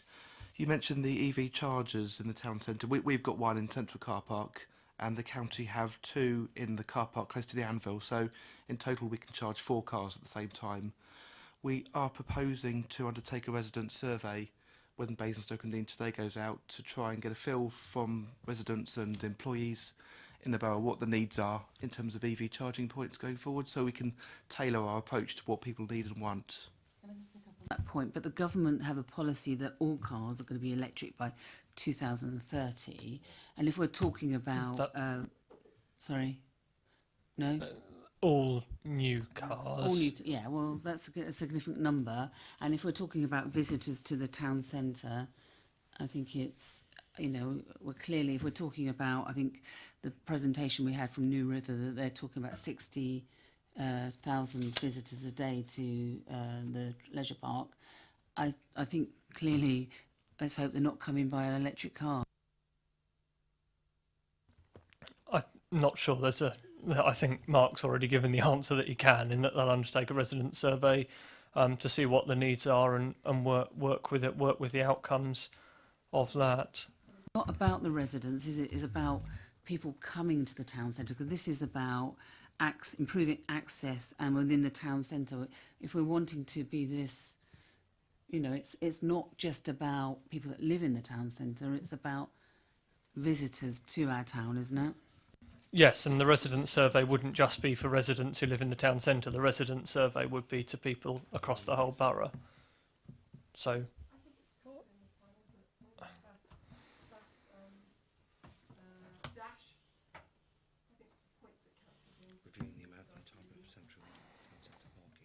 I think we've covered that one. Councillor Watts was next. Talks about investigating the potential park and ride. I mean, we already have a park and ride within the borough. It's at the leisure park. When we had our presentation from New River the other week, they were very non-committal. I wonder if we can just tease out officers what of their thinking is where the park and ride is going to be. If it's not going to be at a leisure centre, where is it going to be? I think it would be also useful to know on that point, probably outside of this meeting, how many people actually use the park and ride, because I don't know if anybody else does. I don't actually know that figure. So on Councillor Watts's point, it'd be interesting to know the scale of what we're dealing with. I think what we're saying is here we need to do a lot more work on this. There's also a trend, a change in the environment that's going to be coming our way with autonomous vehicles. which means the way people access town centres is going to change. Whether it's park and ride, whether actually what we want is actually just out of centre, larger car parks that people can drive to and then walk to a town centre, but have a much more pleasant integrated walking experience. I don't know, but those are the kind of things that we need to look at and start to test different models of how we actually look at this issue. Councillor Westbrook. On the, if Councillor Westbrook's happy, then Councillor Watts. Thank you, Mike. Yeah, Winchester have 4 park and rides, and they've been up for many years. We've got one, and it's several miles away from the town centre. I'm just trying to tease out some thinking what officers are actually thinking sites and, you know, so we can go forward. It's very popular. Residents from South Ham actually walk across and use the pink bus to get into town. Also talks about car park charges for the town centre increasing. Again, I just think we should be very sensitive how the town centre, I think there's a report out today, I think there's 200 town centres across the country that are struggling, and if we're going to start increasing car parking charges, people are just not going to go to the town centre. It's going to be a never stick into the town centre.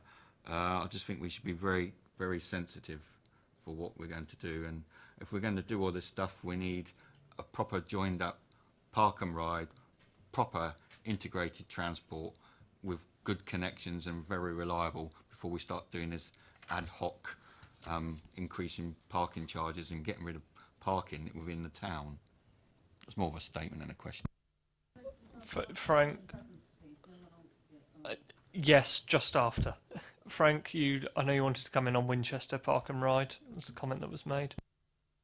I was just going to say that they are very different places, with Winchester being a very medieval street layout, very limited parking availability, very narrow streets compared to Basingstoke, and actually the situation is very different. So you need a different solution to the one in Winchester, is my response to that. I also, on your latter point, Councillor Watts, which is about car parking charges, when you said what you did, I think there were a lot of nods around the table. Nobody's dissenting. I don't think anybody around this table wants to see car parking charges go up. I know over the last few years we've had a concerted effort to keep them down, and to extend the half an hour. When we had the half an hour free time in the town centre car parks, we extended that to an hour as a council. I think that's been really good, and I think anything that we did to increase those would be regressive for town centre traders. Councillor James, your question about Dragon's Teeth. I was asking county and it was around Network Round, but there's also sort of how do we ensure that we're all working so it doesn't impact on our strategy. So if they don't supply Dragon's Teeth and cars are parking on pavements and verges, how do we ensure that a priority, a decision that county takes as part of their asset management is going to be contrary to this? What do we do in going forward in partnership working? I think it's joined up strategies like this where we're putting the land use and the transport in one place, which will help us do that, to create the framework within which we can make sure that all of our decisions seem to complement each other rather than fight against each other. So I can't promise that we won't ever have issues come up where we conflict against each other, but we can do our best to make sure they happen as infrequently as possible by having things like this in place. Councillor Westbrook. Yeah, I mean, most of it's been said on park and ride, the things I was going to say, but I would like to point out, I mean, Frank mentions about Winchester, and I think they're currently working on their strategy as well. And I know their starting point is to remove the cars from the town centre. And as Gary said, Councillor Watts said, they've got 4 already, so that does help. We are going to lose the one from the leisure park, and I think it's important that we pick up from the workshop notes that we had, which the park and ride was mentioned in that as well.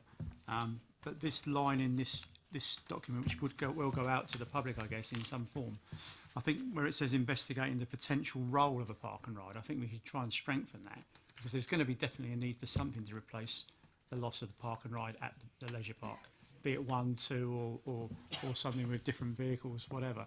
I think we need to strengthen that as not just as as an aspiration. I think it's something we're actually going to need. I think that's taken on board. Councillor Raffel. Just want to say, don't want anyone getting the impression that there's any intention to reduce the amount of parking in the centre of the town. Quite the opposite, to maintain it. That's my view. That's very helpful, because one of the points that I was going to raise was on the last of the bullet points on page 34, the last but one point where it says consolidating town centre car parks in strategic sites. I can understand that as members we might have a wish to do that, to unlock some other opportunities in the town centre and do something really special with certain areas in the town, but I wouldn't want to see a reduction in car parking spaces as a result. So that reassurance is very helpful. Councillor Frost was next. Thank you, Chair. It was, again, it's under the strategy theme 1, but it kind of goes back to what we were talking about, and colleagues opposite were talking about regarding the modelling of the leisure park, and also the reply that Mark Lambert gave, that all the houses in the local plan and what they knew about the leisure park was gone into all the modelling. And again, under the aspect of improving access to and within the town centre, has there been any form of future-proofing, okay, regarding the modelling that's currently been done? And if so, what percentage has been added, okay, to the modelling? You know, so for example, have you taken the known numbers of cars from the houses and also the leisure park coming into the town centre? Have you had that for 2029? And have you added, I don't know, 10%, 15%, 20%? Or have you literally just stuck it at the bits that you know? Okay, so therefore you haven't really future-proofed what the town needs. So we've used what we call a strategic transport model, which is a mathematical construct which simulates the transport network, and you can put it into a forecast mode, which allows you to think what will traffic look like in decades times from now. And within that there is a whole list of parameters that go into it to help us understand how travel and traffic will behave in the future. And it has things like population change, so an ageing population, a younger population dynamic all goes into it over that time, as well as something called Tempro, which is the DFT's own forecast traffic growth figures which go into it, and that has been used to create the forecast models. That has been validated using a web tag compliant mechanism, which is a DFT criteria, which means it has been signed off as being robust. I don't want to say any more because it's quite technical. That's helpful. Thank you. Next on my list, Councillor Cubitt. Yes, so we're talking about this consultation paper, and some issues have been teased out by various members. And what I was wondering is if we could actually remove the words in the second bullet point, the final bullet point on page 34, and delete increasing the cost of long-stay car parking. Could that be deleted in its entirety? Certainly, from given the view around the committee, I personally wouldn't want to see a document go out into the public domain that says we're looking to increase car parking charges when actually our intention is not to do that. So on drafting. Hang on, Councillor Raffel. Chairman, can you just clarify what was being suggested? The delete under the final bullet point, increasing the cost of long stay car parking, that all of that sentence up to the semicolon. What else? Then just evaluate alternatives to support, or evaluate options which would support the evaluate options. Hang on. So you're on the same. Councillor Cubitt, you're on page 34. You're on the final bullet point, and you're on the second little dash, which helpfully I think could have been numbered, but it says increasing the cost of long stay parking, which would support the attractiveness of alternative travel modes for commuter use. For instance, if we delete increasing the cost of long stay parking and replace with consider options which would, so just insert, so I'm just doing some drafting, so insert. Thank you very much for your legal insight. consider options to support the attractiveness of alternative travel modes, but without explicitly saying something that we don't want to do. Matthew. Chairman, if I may, can I just put my head slightly above the parapet here and just maybe just think through the reasoning behind that? Because this is about, it's very specific, it's increasing the cost of long stay parking. So it's people who come into the town centre and leave their cars there all day. So the suggestion is, by doing that, you make long stay car parking for those people less attractive, but what that does do is it frees up car parking for people who want to come into the town to shop, to eat, and use the other leisure facilities. So I think, bearing in mind, I think members were concerned about the impact on the town centre. I think maybe need to just think through that actually there is a benefit to the purpose and role of the town centre by that particular strategy. So I just think, in terms of coming to a view on this, just bear that in mind. I think that is useful. I've got a lot of hands on this point. Councillor Parker first. Well, first of all, could the officer qualify what they consider long term? How many hours are they talking? All day? Half a day? Because sometimes people do come to the town centre and do park for half a day because they are participating in going to the cinema, having a meal, and we would not want to make those people less attracted to Basingstoke Town Centre. So can we have a, what are we talking about here, long term? All day is the phrase that's being used, but I think hides it all. I think that's an unhelpful comment, Councillor Ravel. Thank you.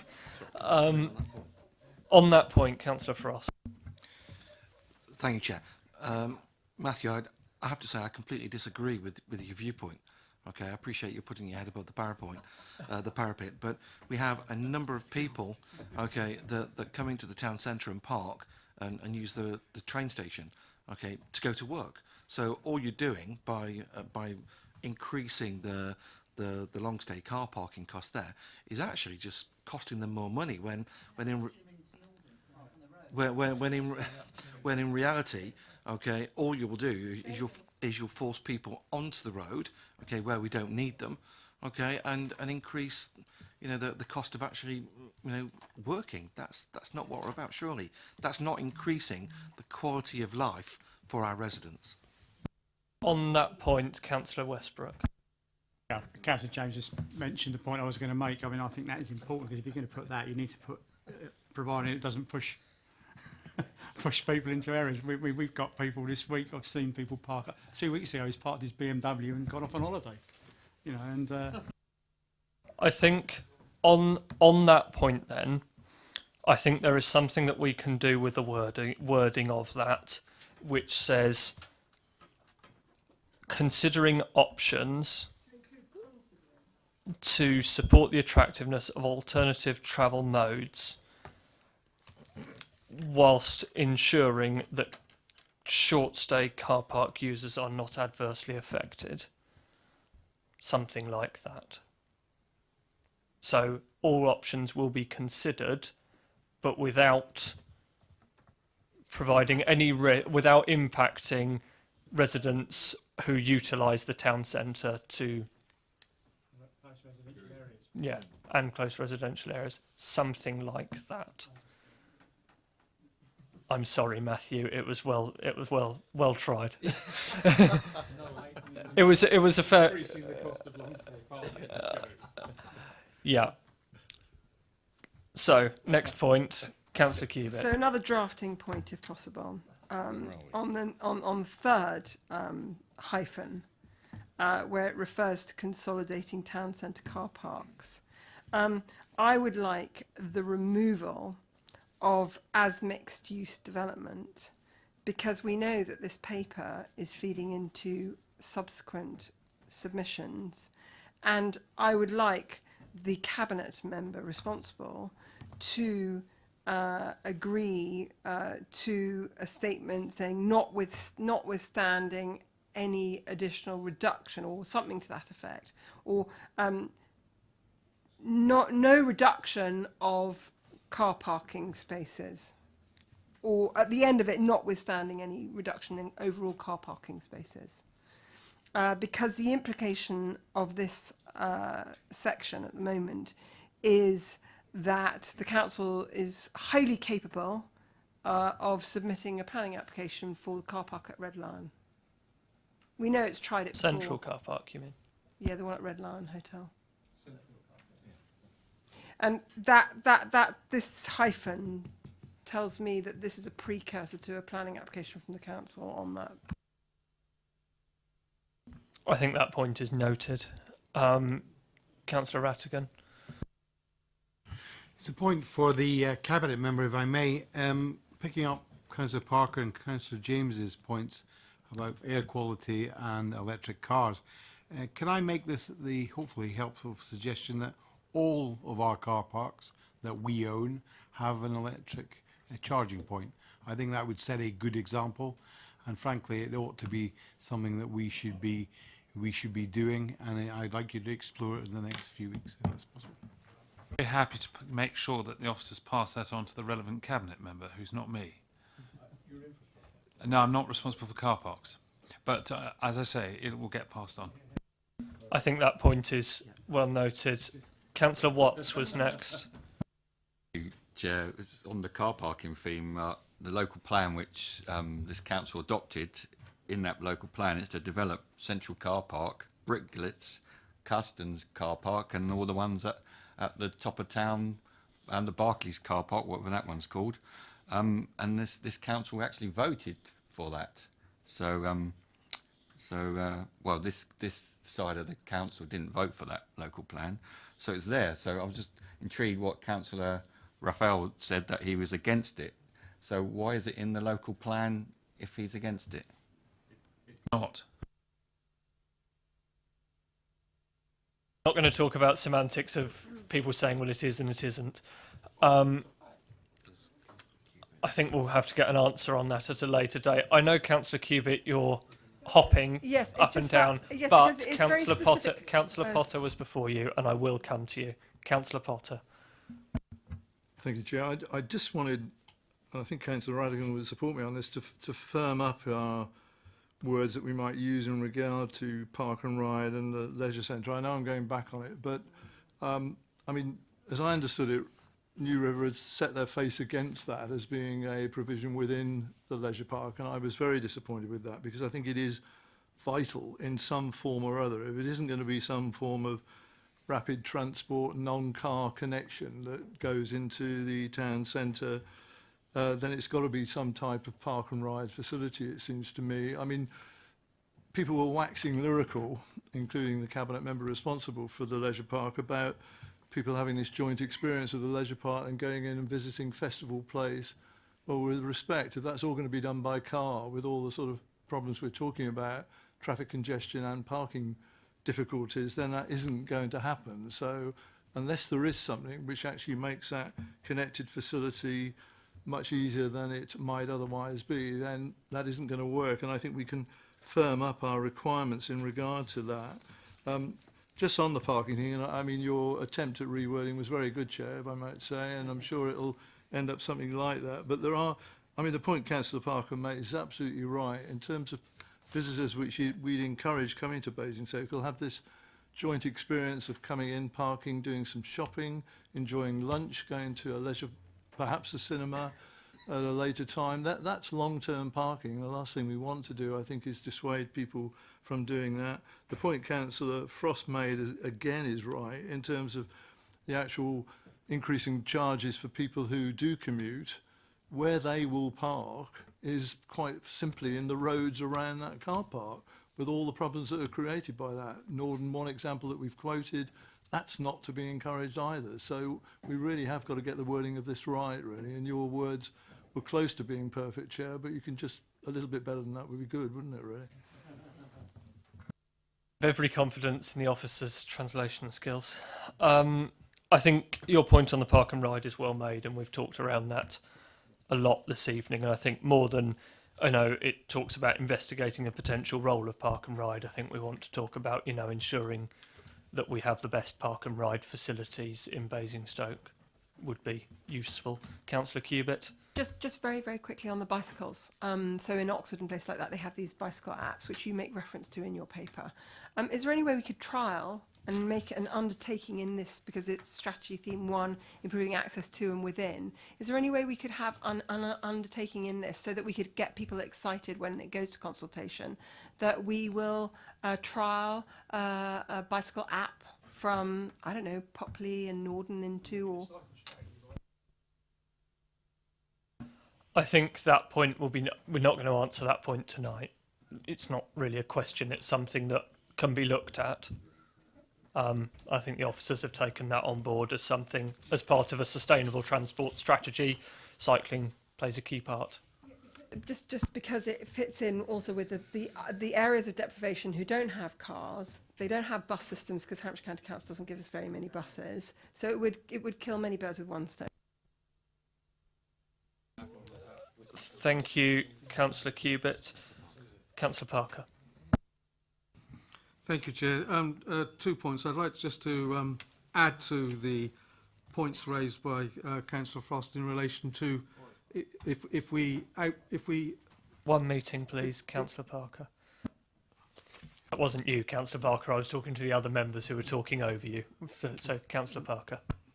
if we price out long-term parking, that will add to the concerns that we have in the ward of commuters and or office workers parking in the East Rock car park, therefore reducing the availability for people wanting to use the park for purposes of recreation. I am grateful to Councillor Cubitt for highlighting this issue in relation to the town centre car parks, and therefore causing me to read again and again that particular point.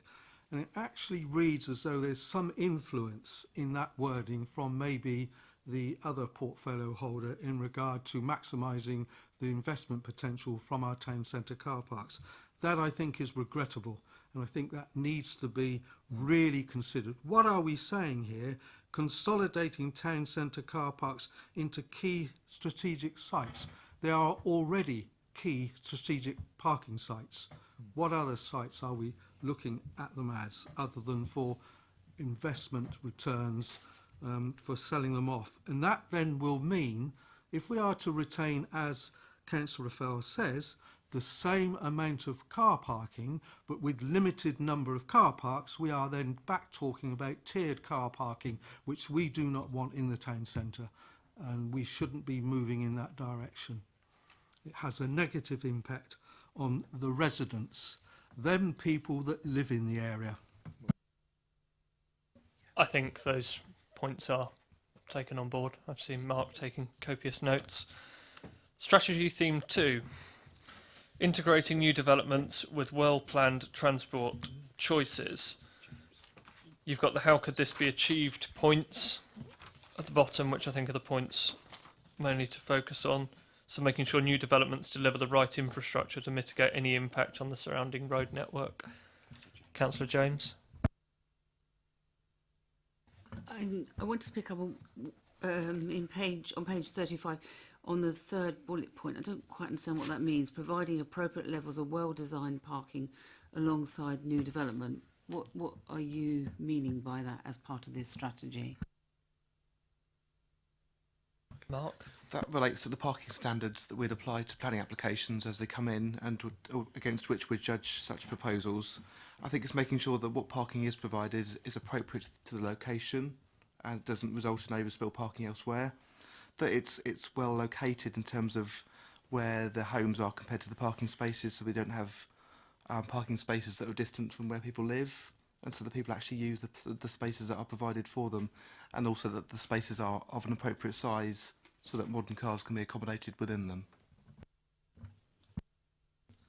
I just think if you're going to have a strategy, it's a bit motherhood. I just think you need to say that. I mean, for me, this sentence doesn't really mean anything, and I didn't understand what you meant by that. And in relation to the other one, which was ensuring that new developments are supported by travel plans, I mean, we have that at the moment, but it's tokenism, they're appalling. How are we going to ensure that they aren't just tokenism? What are we going to do? And I think that needs to form part of this strategy. I know this is an overview, but I still think, what do we want those travel plans to be if they're not what they are now? Because we already have that, and to be honest, they're a waste of time.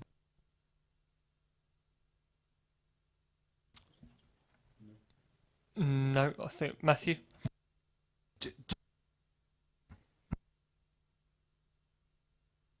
And take the point with the wording. I suppose I'm conscious that the local plan, which is a statutory document, probably deals with these issues actually in a bit more detail and probably a little bit more assertively. So maybe what we can do is cross-reference to this to the local plan policies, because I think I take the point about some of the nature of the wording. So maybe that's a bit of work we can do separately. As I say, look at the local plan. I think that's a much more assertive form of wording around travel plans and car parking. But how can we take it a step further? If this is going to be a progressive sort of transport strategy, our local plan doesn't really address the issues. If you look at development and those travel plans, I think they're pretty poor. And if I look at new development that I've got within my own ward, I think we need to do better. So what can we do if we want, if we want to have new development supported by a travel plan? I think we need to consider what can we do different to make that a much more meaningful document, because I don't think we're there now. And if we're wanting, this is a document going forward, how can we improve on that? I think it's a very good point, because you are right. You know, if you look at a lot of travel plans for new developments, they are not fit for purpose. And I think a takeaway that I would ask Matthew to take on board is what planning levers, because I think what we're actually talking about is what levers can we pull through the planning system when applications are submitted and when councillors predominantly at development control consider them. How can we make sure that those travel plans are fit for purpose? What constitutes in planning terms a good travel plan? What do we want to see from them? And potentially some guidance that we could issue to developers. I don't know. I'm thinking if there was some guidance that we could issue to developers that said this is what we expect from a travel plan, this is the sort of mitigation required, I think that might be quite helpful. That actually leads to a point that I was going to raise on expectation management.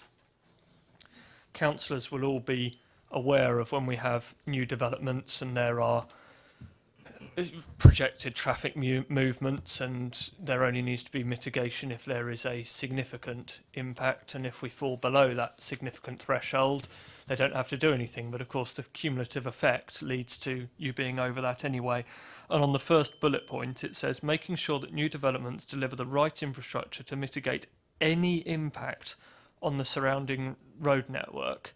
Now I'm all for tightening things up, and I'm in complete favour with that sentence, but are you honestly saying to me that through a new development, i.e. many down, you will provide sufficient mitigation with this transport strategy to mitigate any impact on my residents in Ramsdale, Charter Alley, Monk Sherborne, residents in Winklebury, residents in Buckskin, the Vice Chairman's telling me residents in Oakley? I think that's quite an interesting sentence.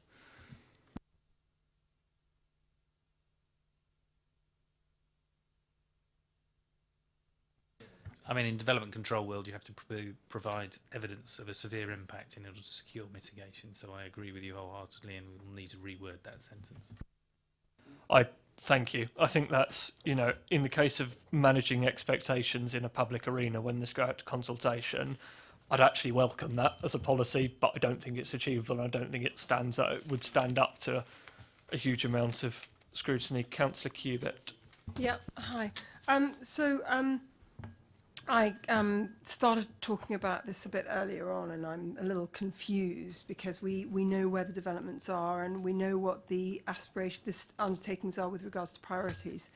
And we know where we're building the houses, and therefore I would like the third sentence in the opening paragraph of strategy theme number 2, and specifically the last 6 words to be deleted, because in the local plan and in the near future there is absolutely no plan for large-scale new housing along the A30 and to the east of the town.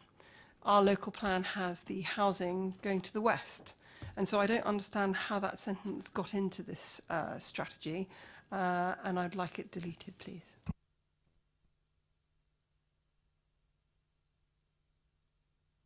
members located across different areas will have a different view on that, I'm sure. But I think it's a fair point in the sense that if you look at the local, well, if you look at certainly A30 corridor, I could see A33 corridor when you're talking about east of Basingstoke, Cufford, Razors, Redlands. But A30 corridor, I can't think of a development in the local plan that's on the A30 corridor. I'm willing to be told otherwise, but I'm looking at the chairman of Development Control and he's nonplussed as well. Chair, it was in the Schla about some sites on the A30, but I don't think we want to bring that up here. But the point on this says the local plan. So, Mark. Can I clarify? If I refer members, I'm skipping ahead slightly to page 39, and it's a plan that shows the local plan allocations, and you'll see sites on the A30 to the west of the town, southwest of the town, which we know as Hounton Fields, Kennel Farm, and the golf course. On the northeastern side, towards the A33, we've got sites east of Basingstoke, Upper Cufford Farm, and Razors Farm. So these are the sites that are being referred to in that sentence there. So it's reflecting what's in the existing adopted local plan. So it's a question of semantic wording in along the A30 corridor and to the east of the town. Sounds like they are one and the same, when in fact we're talking about the A30 corridor to the west of the town, the western corridor, and we're actually talking about the A33 corridor in that sense. I would be a lot. Yeah, I think we'd. Yeah. I think it's just. I don't think it's a point that requires clarification. I think it's just a semantic wording, and we're all in agreement that it shouldn't say that in that way, and it should say other locations for large-scale new housing are along the A30 corridor to the west. Yeah. So does that mean you're drafting-wise amend it before it goes to full consultation? I'm looking at Mark, and he's nodding. So yes. Yeah. And A33 to the east, I think, would probably make sense, given the strategic sites there. Council. So my next point in relation to that is that the strategy theme 2 must be the most important because it, in terms of the identified projects, because it's about the here and now and the infrastructure required for the known knowns as opposed to the unknown unknowns. I agree, and slightly leads me on to a point that I'd like to make, in that through the document, I think we need to be a bit more specific in some cases, and we're in a very fortunate position in Basingstoke. Not many authorities know where the houses are going to go, like Basingstoke do. Now, the judicial review on Manydown was an unhelpful exercise for the council in some regards, but as regards our strategic planning, it's probably one of the most helpful things that has happened, because we know that not only in this planning period will Manydown be developed to the tune of 3,400 houses, we know that in at least the next local plan period, and probably the local plan period thereafter, up to 2050, that there will be an additional 7,500 homes at Manydown as a minimum. There will likely be 15,000 houses to the west of Basingstoke. And I think on on strategy theme 2, on the last bullet point where it says planning for new highways infrastructure to the west of the town, in particular regard to access requirements for potential future development of Manydown, we're not just talking about access developments for Manydown, we're talking about the wider context of, and I'm going to use the words Western Bypass because everyone was expecting me to use them. Councillor Frost is questioning the figures that I used, but I think if we look at the planning application, which is forthcoming for about 3,400 in phase 1, I think 90% of which are in my ward, so I should declare an interest. Phase 2 of Manydown, you've got 7,500, 8,000, that takes you up to 11,000, plus Hounton Fields, plus the golf course, it's 15,000 houses to the west of Basingstoke. So utilising that corridor from Junction 7 up to the roundabout at the top of Roman Road will be key to getting people around the town and through Basingstoke. You know, we've been looking at the planning applications, and if you look at the road, the spine road, as they're calling it, through Manydown, if you look at that, that is not geared to do what it will inevitably have to do, because it will inevitably turn into the Western Ring Road. And actually what we need to provide is that Western bypass.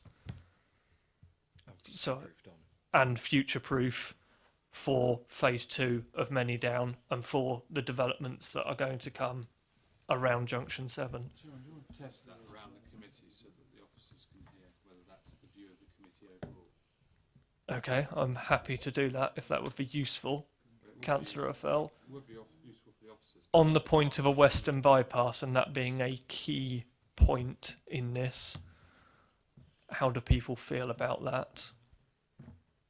Councillor Rattigan? Well, I'm in favour of it because it would, you know, it's a quicker route for my residents. It means that the transport coming into Basingstoke can avoid the town centre if possible. I think we should always explore major roads because they fill up. Let's be blunt. If you put a road there, it will fill up, and I think people will find their own way. I do not want Manydown or anywhere else to look like a rat run in a few years.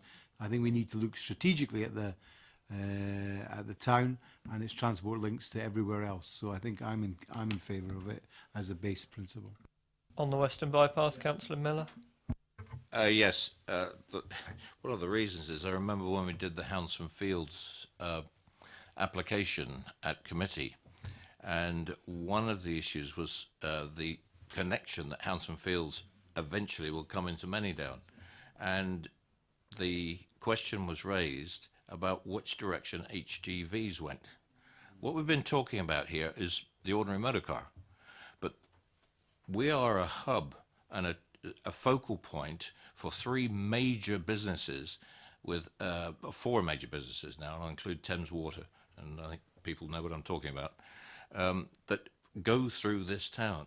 And with the development on the western side, we want to channel traffic that is through traffic away from the town and the town centre and the connections to the town centre. The Western bypass is about the only way we can do it from traffic coming from the south. It's the connection, or lack of a connection, between the M3 and the M4.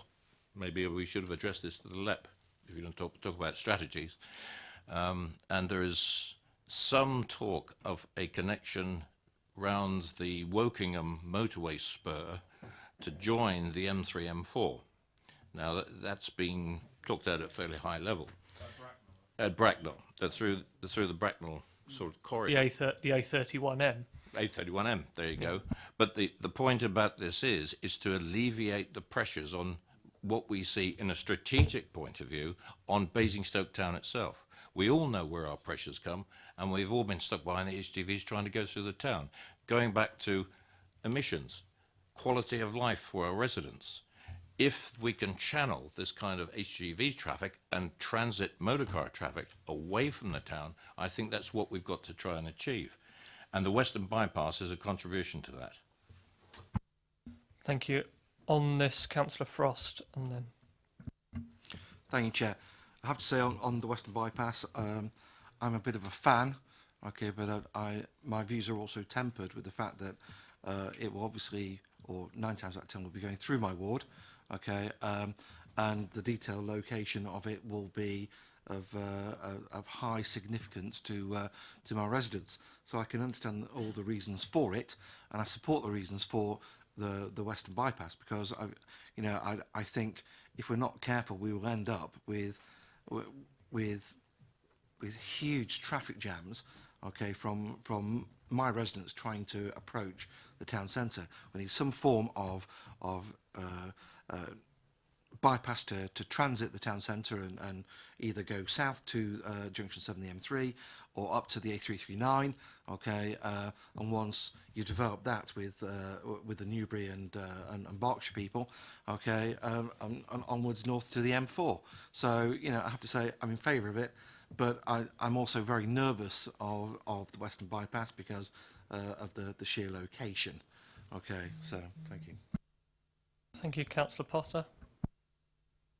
I mean, in a way akin to what Councillor Frost finished up by saying, I mean, I'm just nervous of a commentary on this committee in the way that you want it to be, Chair. And I understand the merits for it, but I genuinely don't know enough about it. And in terms of the sort of possible routes that we could be talking about, I mean, one thing I do know, it's pretty far away from my ward, but that's about the only thing I do know. And in all seriousness, I mean, I think just be cautious really in the context of this sort of quasi-planning role that we seem to be adopting here this evening in this regard. I mean, make reference to it if you wish, but in terms of its impact, the possible routes that it could take, etc., I think we just need to be a bit cautious. This is not the way for us to be, you know, making comment about something as significant as that, really, with all the things that go with it, really.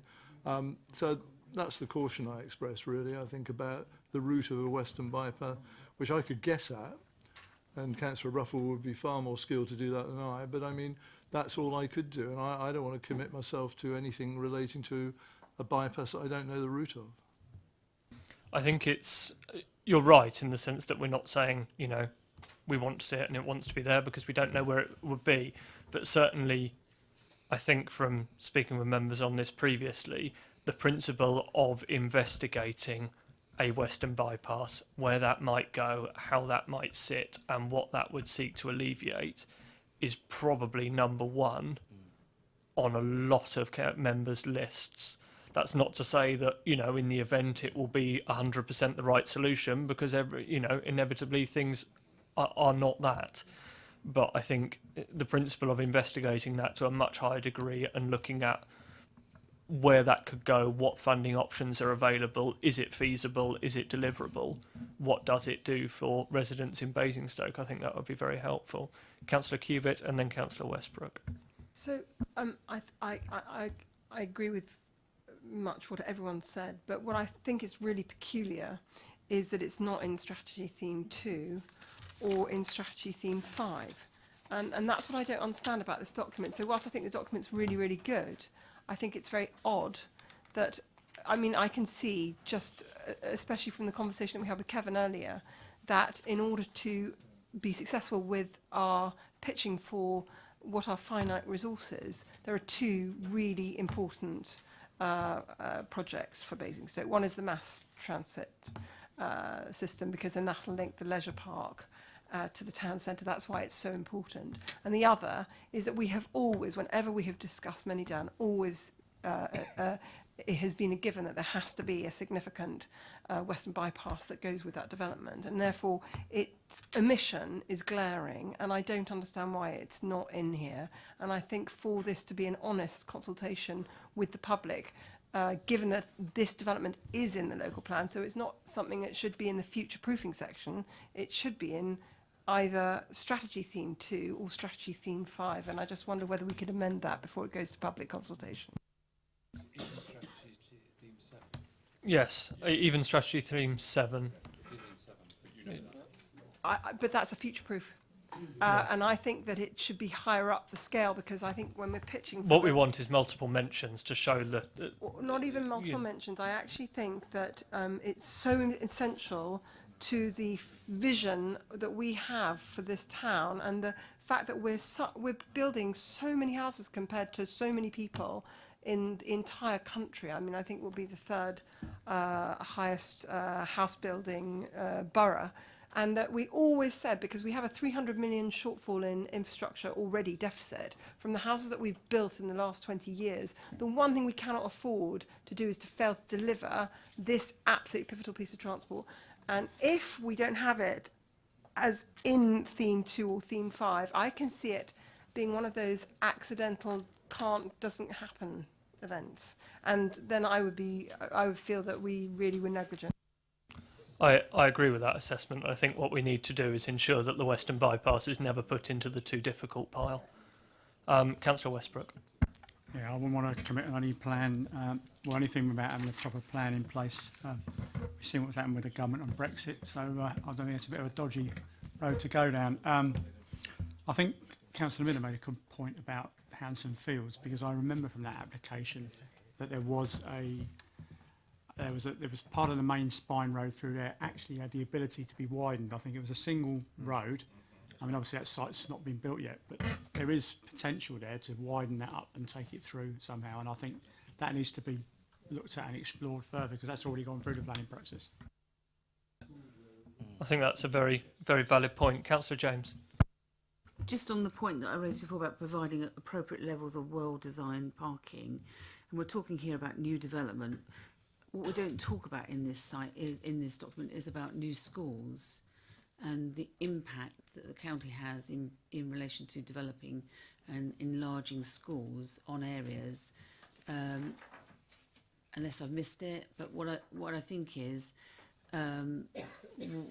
effectively county gives itself planning permission, doesn't have to provide car parking, and if you ask many people within the town what is the priority in relation to at the moment within wards, they would say that schools impact on them the most, and it's horrendous in relation to most wards in the town centre. So I think we need to think about that issue in relation to the strategy as a whole, not just parking, but also travel plans and access to, and it doesn't feature, and it doesn't feature also about colleges and how young people get to college, Beacott or Queen Mary's, and again that is an issue for many young people. So for me, I think that that whole issue is really significant, and I know within my own ward it is a major problem. It's a casework problem continuously. I think that's taken on board, and where possible, you know, there will be some overlap between what's purely a parking problem and an immediate problem, but making sure that where new schools are provided, they are provided with adequate parking, adequate travel plans to ensure that children can walk and cycle to school, and making sure that you know those transport systems are in place to ensure that you know you don't have 300 pupils at a school and you end up with 300 parents in a car. You know, they actually do something a bit more innovative would be very useful. One of the things that county do is they talk about park and stride now, and so what you have is this map and a zoning, and it's park and stride. So they're not classed as people that drive to school anymore. So when you look at counting the numbers of people that are driving, that's not classed as that, but you can just park a little way out of the school in an internal road, and that's a park and stride. So they account, the school don't look at that as them using their car. It's all very dishonest, but it just needs to be addressed in this strategy. We're really going to think about this as going forward. It's an incredibly dishonest process, and the reality is people park, I see it, what they do is they park down the road, get out their car, put the kids on the scooter because it's a scooter day to school. They get out the car and they put their kids on the scooter and trundle along the scooter. They get a merit for coming on their scooter, and they cause havoc in the neighbourhood. But it is something that we have to consider in this strategy. I think that's been taken on board. I wouldn't agree with dishonest.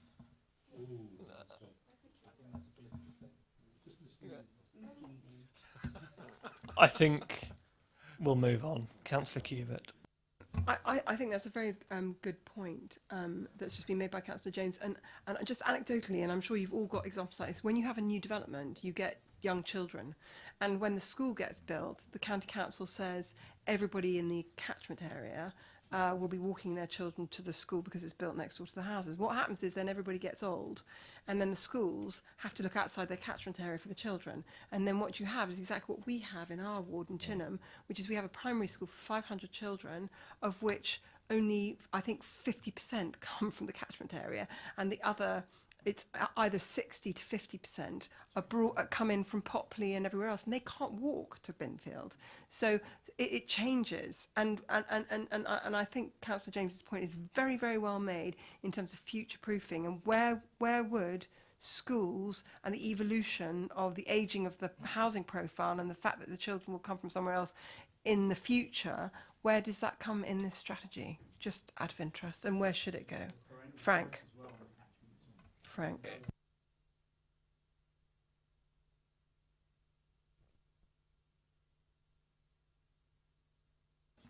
I think, is that something that we want to take away? Yeah, I think that would be helpful. In which case, we'll move on to strategy theme 3, providing a step change in the quality of local transport. If it's okay with members, I'll kick off on this one by saying, of all the strategic themes in here, this was the one that disappointed me, because we talk about providing a step change in the quality of public transport, and there's only a mention of buses. There's no mention of rail in there whatsoever. And for me, that's really quite disappointing, because I think whenever people are talking about public transport, that doesn't just mean buses, that means rail as well. And I think we need to be very clear with people about, you know, where we are with bus travel in the town. I mean, Councillor James raised it earlier, you know, the Transport Authority are Hampshire County Council, and yet us as Basingstoke put in more money into buses in the town. There's got to be a more sustainable solution. You know, we can't keep, as a borough council, funding a private business that is Stagecoach and rewarding them for failure in our town. I think, talking about strategic links for the future, I was pleased to not see Chinham Station in here, because actually I think if we are to promote a key piece of new transport infrastructure in Basingstoke, we should be looking at Basingstoke Parkway Station. I think we need to talk about a station at Manydown, which it's on the rail line, it's there, it's made for it, it's on the main line to London. You're talking about a 42-minute journey from Basingstoke to Waterloo at present. So it would be slightly higher from Manydown. You're talking about another 5 minutes. You're talking about under an hour, whichever way you look at it. You're talking about under an hour direct into London. There was at one point a train station in Oakley, in Church Oakley. It makes eminent sense to put something there, and I think that will then feed into what we're talking about, a mass rapid transit system from getting people from Manydown to the town centre. That could mean rail too. And actually, if you look at the strategic location of the leisure park in all this, anybody who's been to the leisure park knows it's next to the station. It's next to the rail line. It links to it. And I think one of the things that I would really like to see picked up in here, I think we need to be very clear in what we want to see as a borough council for the future of rail travel in the borough. We've seen passenger numbers, it's in this document earlier, I can't find the page, so members will forgive me for that, but over the last 10 years passenger traffic at Basingstoke Station has increased by 25%. If you look at our housing delivery figures in the past 10 years, they're not that pretty compared to what we're looking at delivering, as Councillor Cubitt said, one of the third highest, you know, one of the top delivering boroughs for housing, 850 homes a year. That traffic is going to go up exponentially at Basingstoke Station, and we need to be looking at other solutions, and Manydown is the place to do that. Councillor Miller. If I could just draw everybody's attention to it, and this is the trouble that I've found when I was going through the strategy. If you look on page 42, looking beyond the local plan, the penultimate bullet that's on that page is investing in the potential role and viability of new rail stations, particularly to support new development. And it gives the argument you just enunciated, Chairman, in the text running up there, the fact that we're producing these houses, and this was one of the elements that was included in here for the investigation. And I think the hook is there. And that's what, again, I'd like to reiterate. In a strategy, what you're doing is you're placing hooks. You're placing hooks to be able to hang the feasibility studies on, to look, you're placing the hook to look at the funding that you possibly might need. And that, I think, is the hook that you might be looking for, Chairman? Personally, I think it needs to be enunciated a lot clearer in one of the strategy themes. It's fine having it in the, you know, I did know, you know, page 42, it's in there. It's a very brief line saying we want to see something, maybe perhaps, but actually making it as a strategy theme. It would also link with strategy theme 6, maintaining Basingstoke's strong strategic transport connections. There is no way that with all these houses built at Manydown I go back to the 15,000 houses to the west of Basingstoke, that all of those people can go in to Basingstoke station and travel from there. It's just not possible. So actually, to maintain our strong transport connections, people will require some new facility to do that. And we are ideally placed to do that. It's on the main line to London. Yes, please. Frank. I mean, the councillor has raised the point that the hooks are there. They're in the section that he's mentioned. Also, we have a section on rail, which is page 40.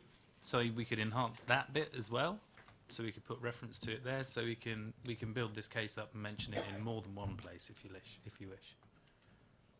I think the difference between here and page 40 is that page 40 we're talking about strategic transport connections, which if you read that, it talks about connections to and from surrounding towns, which is fine, but that's very much talking about people being able to come into Basingstoke and do things in Basingstoke. And what we're talking about is making sure that people can get around Basingstoke, because if you provide that transport link from that new housing development to the centre of the town, that will be a key part of a rapid transit strategy.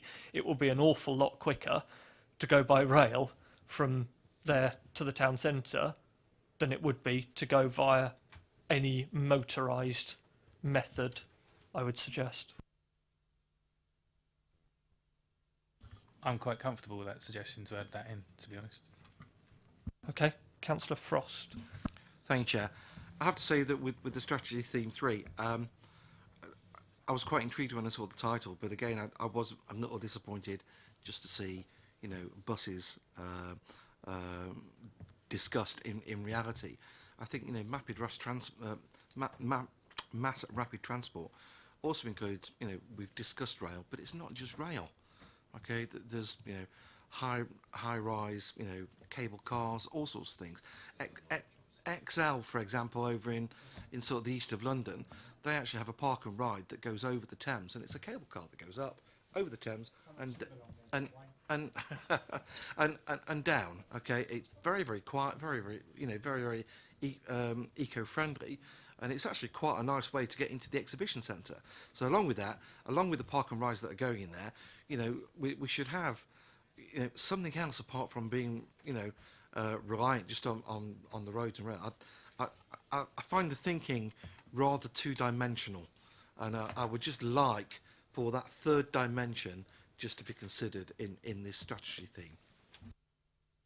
Okay, just my clarity, can I understand which bit of this is actually referring to only buses being considered as a mass transit system? That's my... Okay, that's my interpretation, but I mean, I just want to really emphasise that we should be looking at more options rather than just, you know, the usual ones that tend to be talked about in Horizon 2050 and various other bits. So my interpretation, it includes all of the ones you've just mentioned. Councillor Potter.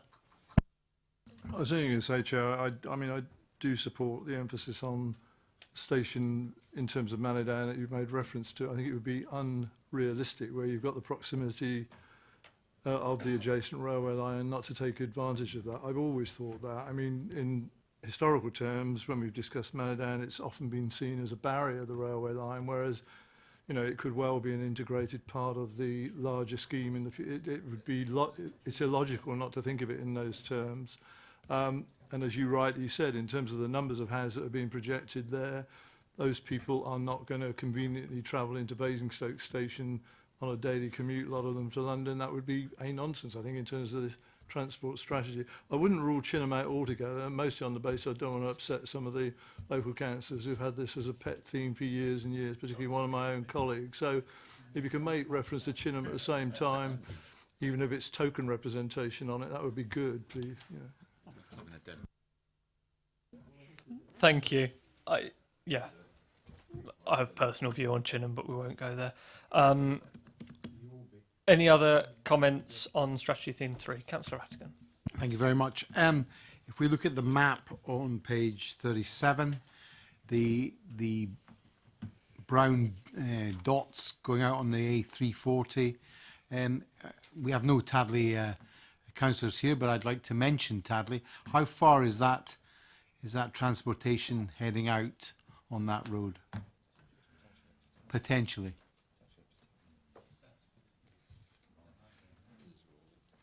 Oh, sorry. It is an indicative plan. I'm assuming by that plan we're referring really to going out to the next urban settlement along. I take that as Tadley, and I think they'd be delighted with that link to the future. Thank you very much. Thank you. Moving on to strategy theme 4, developing priority strategic walking and cycling corridors. I know that the portfolio holder has been working on a strategic cycling strategy for some time. I know he has to run away shortly. Are there any additional comments on the strategic walking and cycling corridors? Councillor James and then Councillor Parker. I just raise the issue again is how difficult it is if you are disabled or you have a pushchair to actually get around the town, and particularly because lots of people are parking on pathways, and it is impossible in many urban streets to use pathways. And again, there needs to be joined up thinking with county, because I mentioned the sort of issue of Dragon's Teeth, but we need to make sure that we prevent people where possible from doing that, and we will need to work together, and I think there needs to be more mention of that. Can I also just, it's very local, but it's also in relation to the bridge and coming under the town centre. There's only one at-grade access into the town centre, from north to south, and that's from Popley through Norden into the town centre. And how difficult it is, and it's not very viable. We do really need to think about how people get into the town centre if you are disabled, or if you have parents with prams. And the other one is, it's just to think about this, is the county have just given Barrett's the position to close both railway bridges for a month under the town centre, and so if you are disabled or you have a buggy, how are you going to get in there? That's because of some work going on, but how difficult it's going to be.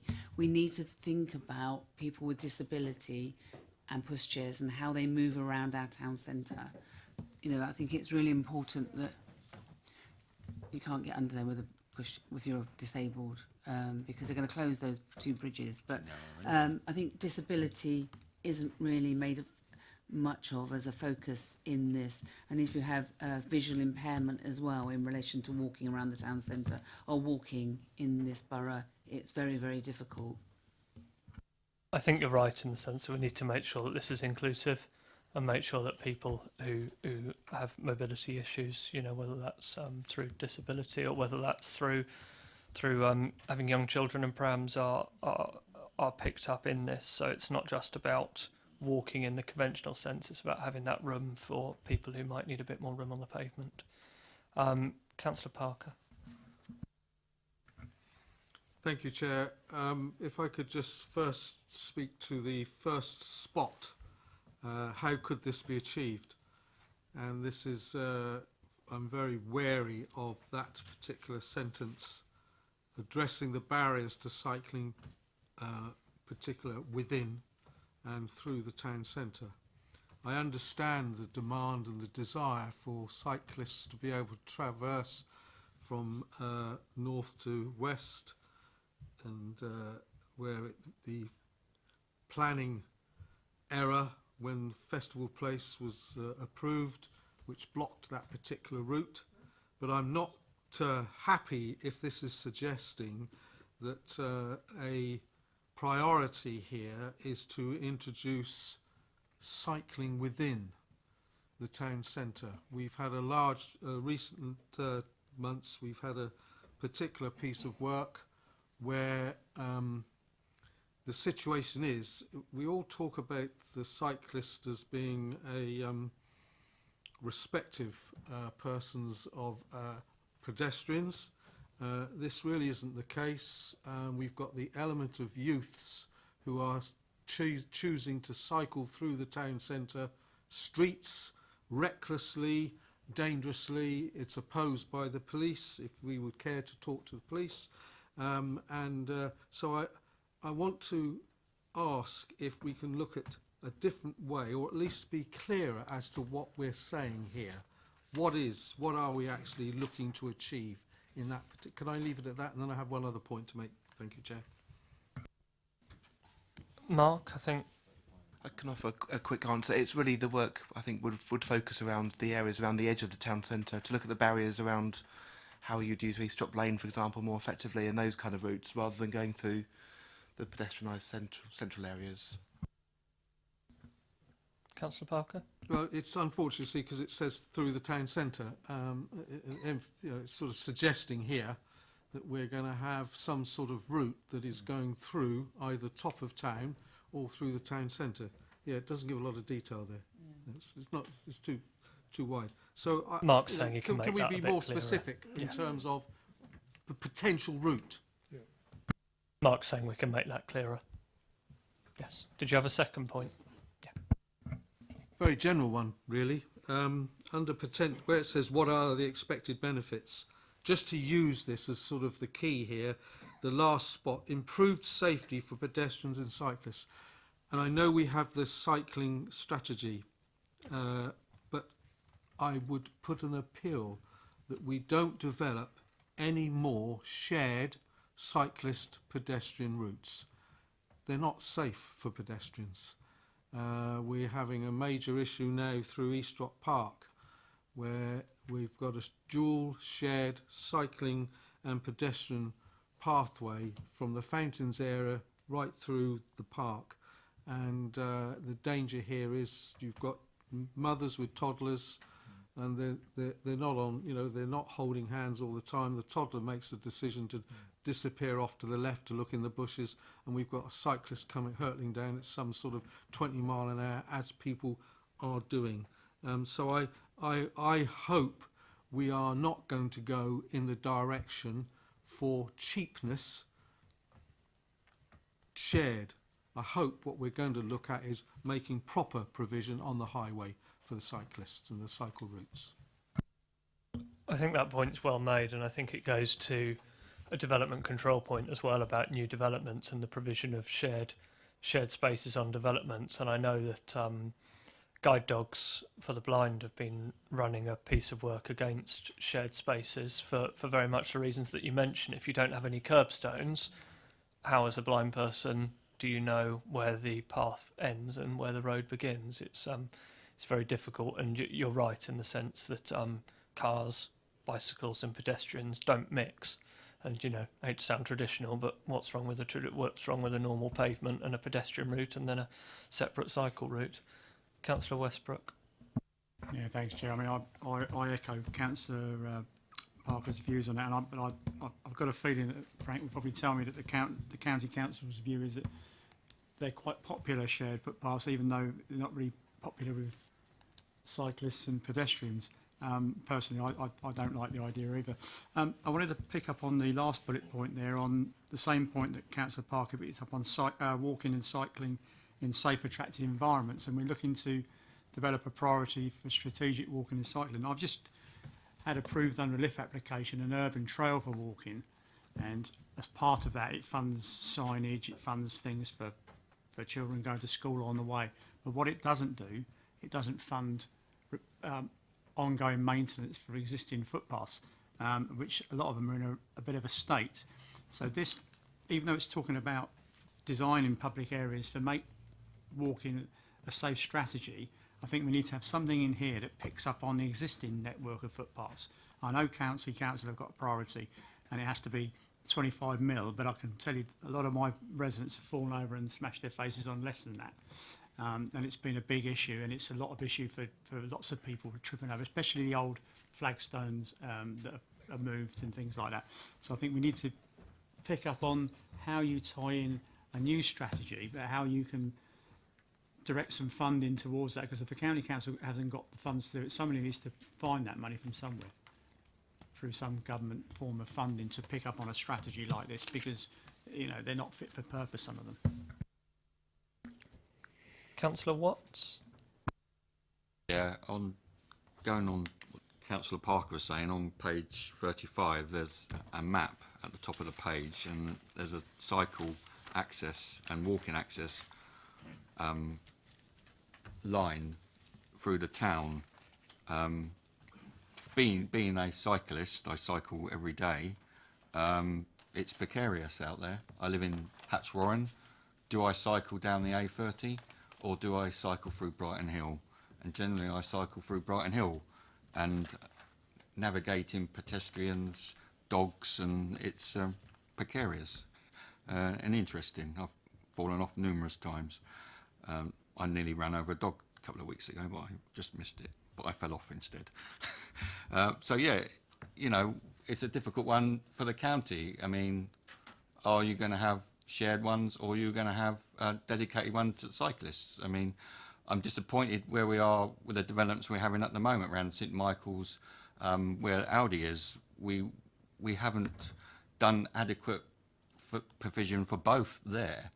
You know, we've done piecemeal parts, widen the footpaths, and there's not enough access for push bikes and pedestrians. So I think if we're going to move forward, we need better joined up thinking. I mean, and on that St Michael's, I mean, we've done one side of the road, and on the football side of the stadium side, there's been no improvements to the footpaths at all. So again, I mean, I wouldn't cycle that way because it's appalling footpaths. But I mean, it's a real issue. If you want to encourage people to get out of the cars and onto the footpaths and onto push bikes, you need to improve the facilities. And coming here, cycling from Hatchwarren, it is extremely difficult. You come down the A30 and you have to go either way to get to here. So, I mean, I would support an access through the town centre. I mean, the top of town centre is dying on its knees, and why can't you have an access through push bikes coming through there? Seems if everybody's quite sensible cycling through, I mean, I can't see what the problem is, quite frankly, disenfranchising the cyclists. On that point, Councillor Parker. Yes, well, I'll invite my colleague when we get back into next summer to come and view these youths that congregate in the top of town by the town hall and choose to have cycle races on two wheels down through Woke Street, Church Street. There's no way that we can introduce further cycling into that area. But could I just make a general point and ask councillors to modify their language? Such things as the top of town is dying on its feet is not helpful, it's not factually correct, and it doesn't support those people who have supporting businesses, employ people, and are trying to promote the top of town. It's very negative, and it shouldn't be allowed at committee stage. I think it's appalling. Thank you very much, Chair, Councillor can Parker. I come back on that? It's a true fact, isn't it? We've got the post office moving out. The footfall is, when they move out, it's going to be extortionate. It's full of charity shops and bookies and run-down old pubs. All the businesses have moved out. So to say that the town isn't dying, the top of town isn't dying on its feet, it is dying on its feet. And this council is presiding over this disaster for the top of town. Thank you. I'm sorry, Councillor Watts, I don't agree. I think it is incredibly wrong to say that the top of town is dying on its knees. I agree with Councillor Parker wholeheartedly. What we want to be doing is supporting and encouraging our top of town. Does that mean that everything is correct that's happening at the top of town? No. Does that mean that I agree with the types of uses that have been promoted in some units with reference to, you know, betting shops? No, absolutely not. And there are things that we need to do with that. Does that mean that we need to ensure the post office remains at the top of town? Absolutely. But to say that it's dying on its feet is completely wrong. And I think you are in a minority there. Going back to the matter at hand, strategy theme for Councillor Rattigan. Thank you. And I just pick up on Councillor Westbrook's points. If we are going to have good pathways and walking, cycling, the word you've used there is safe and attractive. Can I just say that at this time of year, when there's wet leaves have fallen on some of these pathways, you know, people are slipping, falling. I was in the hospital the other week with two of my own residents who slipped on leaves. So we can make something attractive, but you've got to be do it in a way that does not pose other issues as well. I just want to bring that to light. Thank you. Thank you. Strategy theme 5, managing journey times and reliability on key routes. Councillor Cubitt. So following on, I just want an undertaking from the officers if possible. Could there be an explicit bullet point on the Western Bypass in this strategy theme 5? I think that would be helpful. Councillor Rattigan. I'd just like to know if you've obviously got key journey times from set place to set place. I would like those published at some point. So if it's from Popley or it's from Chinham into the town centre, I'd like those published so as we have them, and there'll be a aid memoir in the future. Thank you. Can we get a brief answer on Councillor Cubitt's point before we move on, in that we can include that, Matthew? Chairman, I suppose I think we probably can do that. I'm just conscious, though, that I suppose to think through some of the thinking behind the way we've dealt with the Western Bypass here is the reason why it's in the future-proofing section is because the current local plan up to 2029 doesn't include a requirement for the Western Bypass. I know there was a lot of member appetite for that, but ultimately that's not what was supported by the inspectors. So I think the logic behind our approach is that the Western Bypass is really about beyond the current local plan. So we can put it elsewhere, but I just want to make sure that we're clear about the message that we're giving about the Western Bypass. It's not needed, because that was the view of the inspector, to support the current allocation in the local plan up to 2029. I think that was a poor choice of wording, saying that it's not needed, because I think it is needed. Yes, Councillor Frost on that point. Thank you. Sorry to take issue again with you, Matthew. Okay, I appreciate you putting your head above the parapet, but again, there is a policy, if I remember correctly, okay, where we can actually put in major parts of infrastructure and build, key strategic items. If we don't, even if we don't have them in the local plan, that policy was used to give planning permission to the A&E acute unit, if you remember correctly.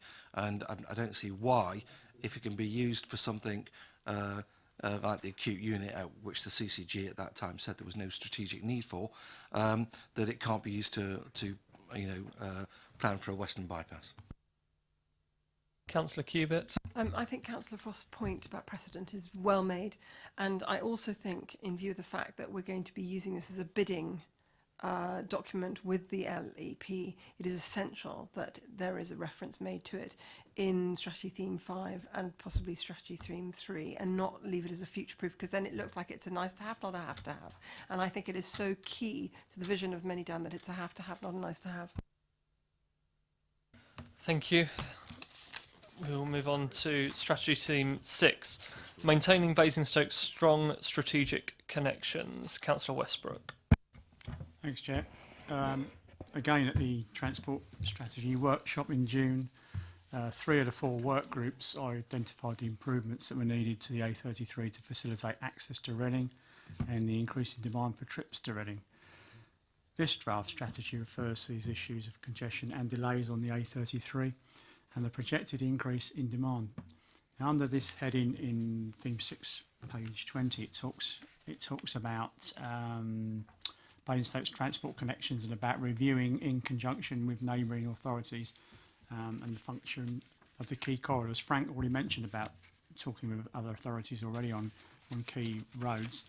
My 2 questions are, could the improvements to the A33 result in more business going to Reading or more businesses moving here if there was a better access to here? And will this strategy focus on whether that would actually be the best option for Basingstoke? It's a very good question, and it depends how you do it, is the answer. So there will be multiple options in how you can improve that link. Some of them, if you, for example, were to improve just the general by dualling the A33 between the two towns, then I think you would open up a corridor and a massive flow of out commuting from Basingstoke, possibly opening up the concept that it could become more of a dormitory town to the Thames Valley.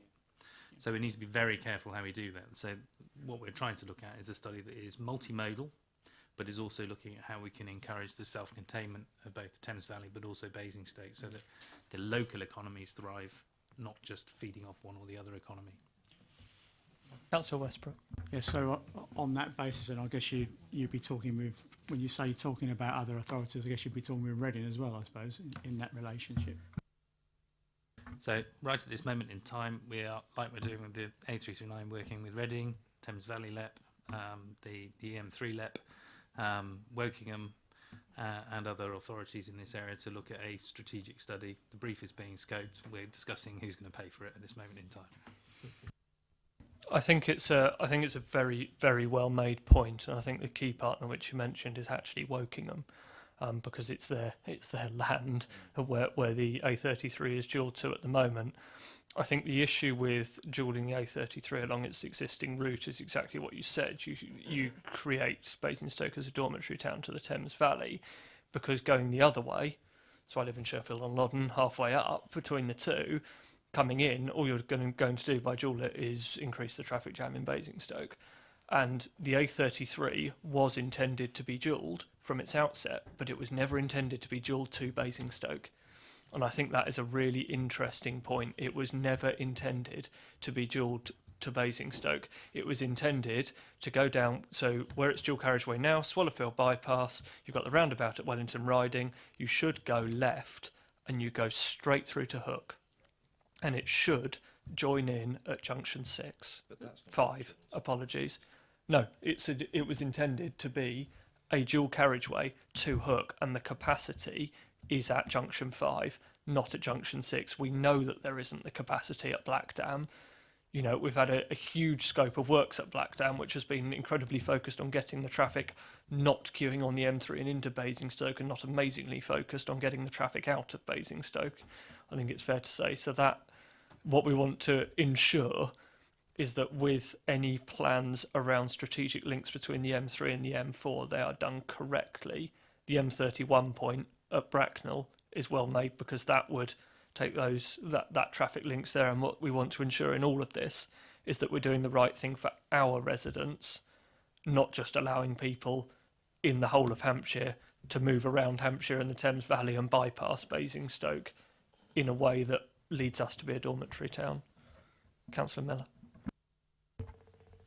As the A33 goes right at the side of my ward, one of the challenges at the moment is we've got, and it was mentioned earlier on in this meeting this evening, is the east of Basingstoke and Redlands. We've yet to see what the plans are currently within the local plan for the access to that particular development, because if I hear that there's a possibility of dualling the A33 north of Chinham, there's a bit of a conflict there. And I know one of the challenges, certainly with putting a dual carriageway up the A33 all the way up to the Swallowfield roundabout, is the number of roads that come into the A33. And I've got a little bit of knowledge about concepts and how these things work. And I don't think we want to think about the costing of something like that to make it actually work, because all that would do is split communities and isolate various small communities either side of the A33. So there's a long way to go on this dialogue, I think. And I think we're throwing some ideas around, and that's the whole point of the strategy. Let's come back to that. And that's one possible solution. I think there's probably multiple solutions that are going to come out as we work through them. And I wouldn't want to I'm not talking about throwing cold water on during the A33. I'm just identifying the practicality of the problems and the issues that are going to come up. So I think we had a strategy about, I can remember this 10 years ago, about looking at the trunk route system around and looking around Basingstoke. And we're actually revisiting this right now and looking at the connectivity between the motorway systems. We know what doesn't work. What we want to do is identify things that do work, and in the context of the expansion of Basingstoke. Thank you. Councillor Rattigan. Do you see any potential in making Basingstoke like a Hampshire hub for warehousing, even on the outside of the periphery of the town, or containers coming up from Southampton to be unloaded and reconfigured? Because obviously the container world down there is already pretty full. We get stuff out of there, and obviously could be on the periphery of our borough, but obviously stop stuff coming right into the centre. So a sort of new warehousing job hub outside on as a connection to the M3 or whatever. Sorry. Frank? I mean, it's partially a local plan issue, and it's partially about what the demands are for HGVs and depots and that sort of stuff. My question back would be, what do Basingstoke want Basingstoke to be about? If it's about that type of jobs, which generally tend to be low value and they take up lots of space, that's something you've got to think about.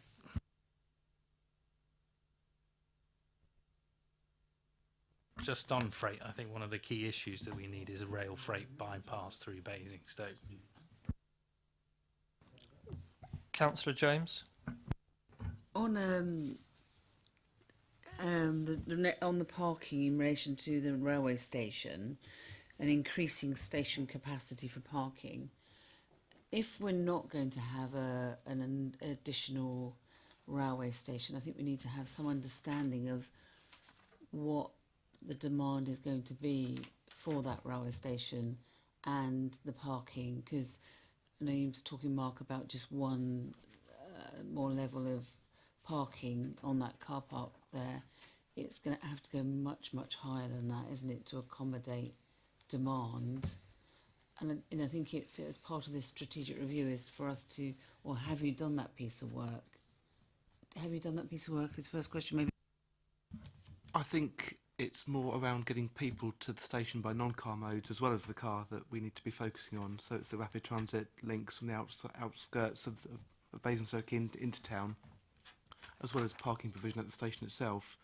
Now, the proposals that have come forward to date for car parking at Basingstoke Station have come from the rail operator, and that will continue to be the case because it's their car park. Could you explain to me, because obviously the LEP said there's no funding for the rapid links at the moment.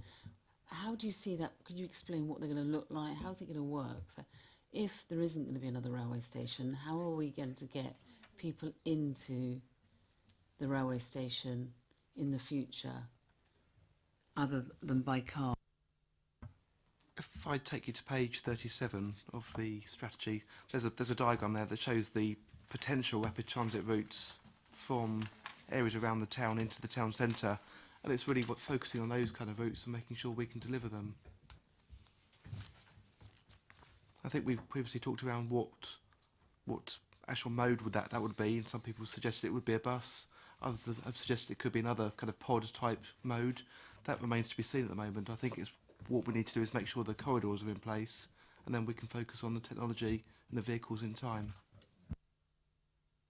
But if there's no funding at the moment, and it all sounds lovely, doesn't it? I think we could come up with great concepts. I mean, we could take it even further than this. But the reality is, the LEP said there's no money. I don't know if county are going to put their hand in the pocket for this or not.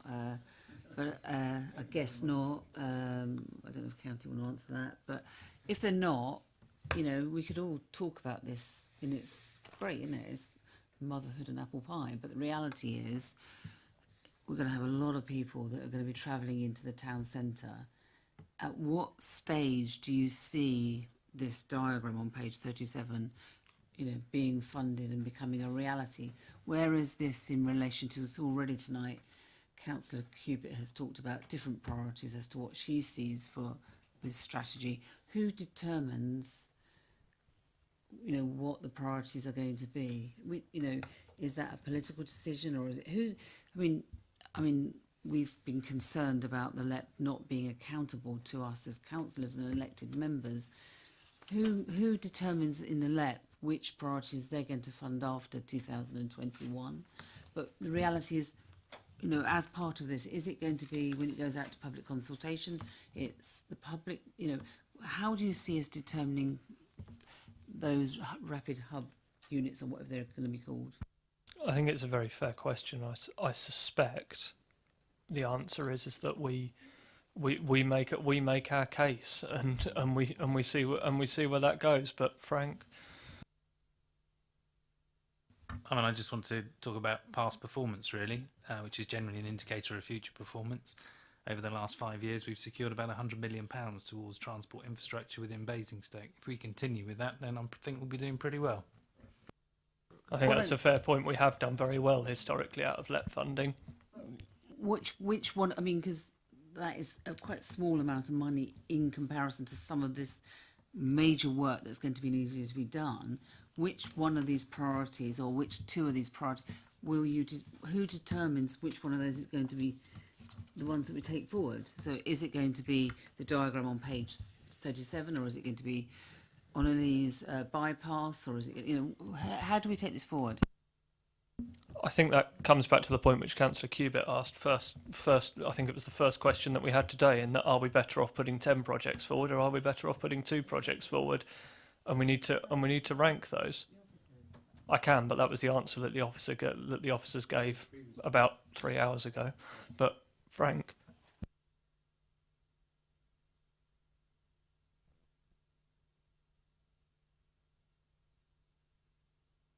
Okay. Right, Councillor Potter. I quite like the idea of calling it Oni's bypass from here on in. I mean, this is much more sexy, isn't it, than the Western bypass? So I'll stick with that. And obviously, I mean, on a serious basis, I mean, clearly, in terms of the discussion we've had, that may well feature as one of the priorities, it seems to me, in the way that we've been describing trying to squeeze money out of the LEP in the future years.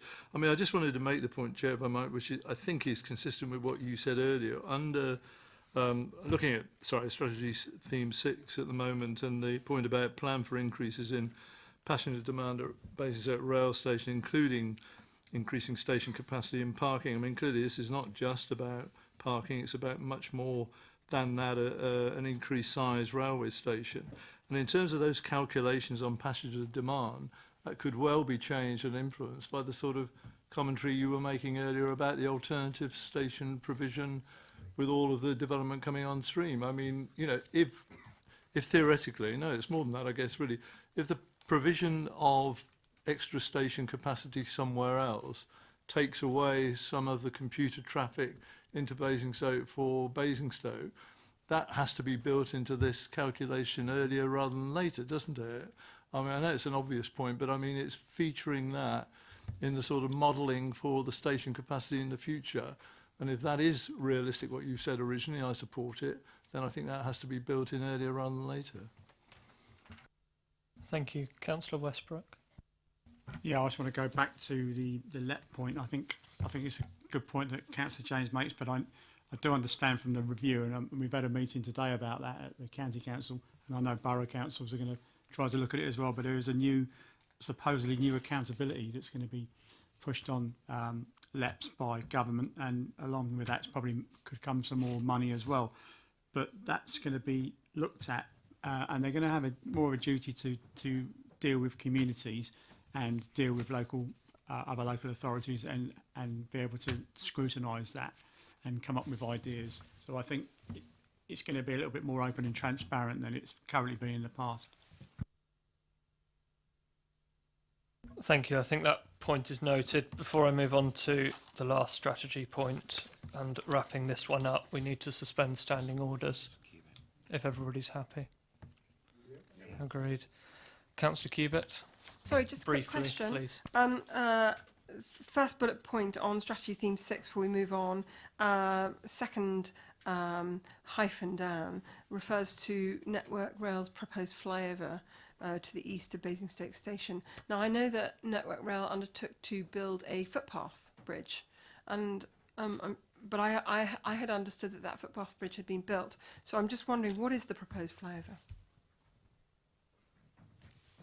So it's effectively the freight bypass that I mentioned earlier, which means that instead of having freight slowing trains down, they can go into kind of a slow lane while the passenger services go through, giving you more capacity. No. Okay, that's incredibly helpful. I think on that maintaining Basingstoke's strong strategic transport connections, it would be helpful to have a bullet in there about the Basingstoke Parkway station, just as a passing comment. Strategy theme 7, future-proofing of the transport network. This is just on page 41, and then we'll move on to section 6. So future-proofing of the transport network. Do we have any comments on that? We've already talked fairly extensively about the need to have electric vehicle charging points. We've talked about ensuring that each council-owned car park has electric vehicle charging points installed as soon as possible. Are there any other comments there? I think a comment that I would make while other members think briefly is that whichever way we look at it and whether we like it or not, cars are here to stay. In Basingstoke, we are very car friendly. We have much higher levels of car ownership than neighbouring authorities. And whether you drive that car or whether somebody else drives that car, we need to make sure that we are car friendly. So all the emphasis on walking and cycling and sustainable transport solutions and on rapid transit solutions notwithstanding, we need to ensure that we remain car friendly for whatever vehicles, be they driven or autonomous, can ensure that they get around our town. There don't appear to be any other comments on Councillor Cubitt. On this one theme?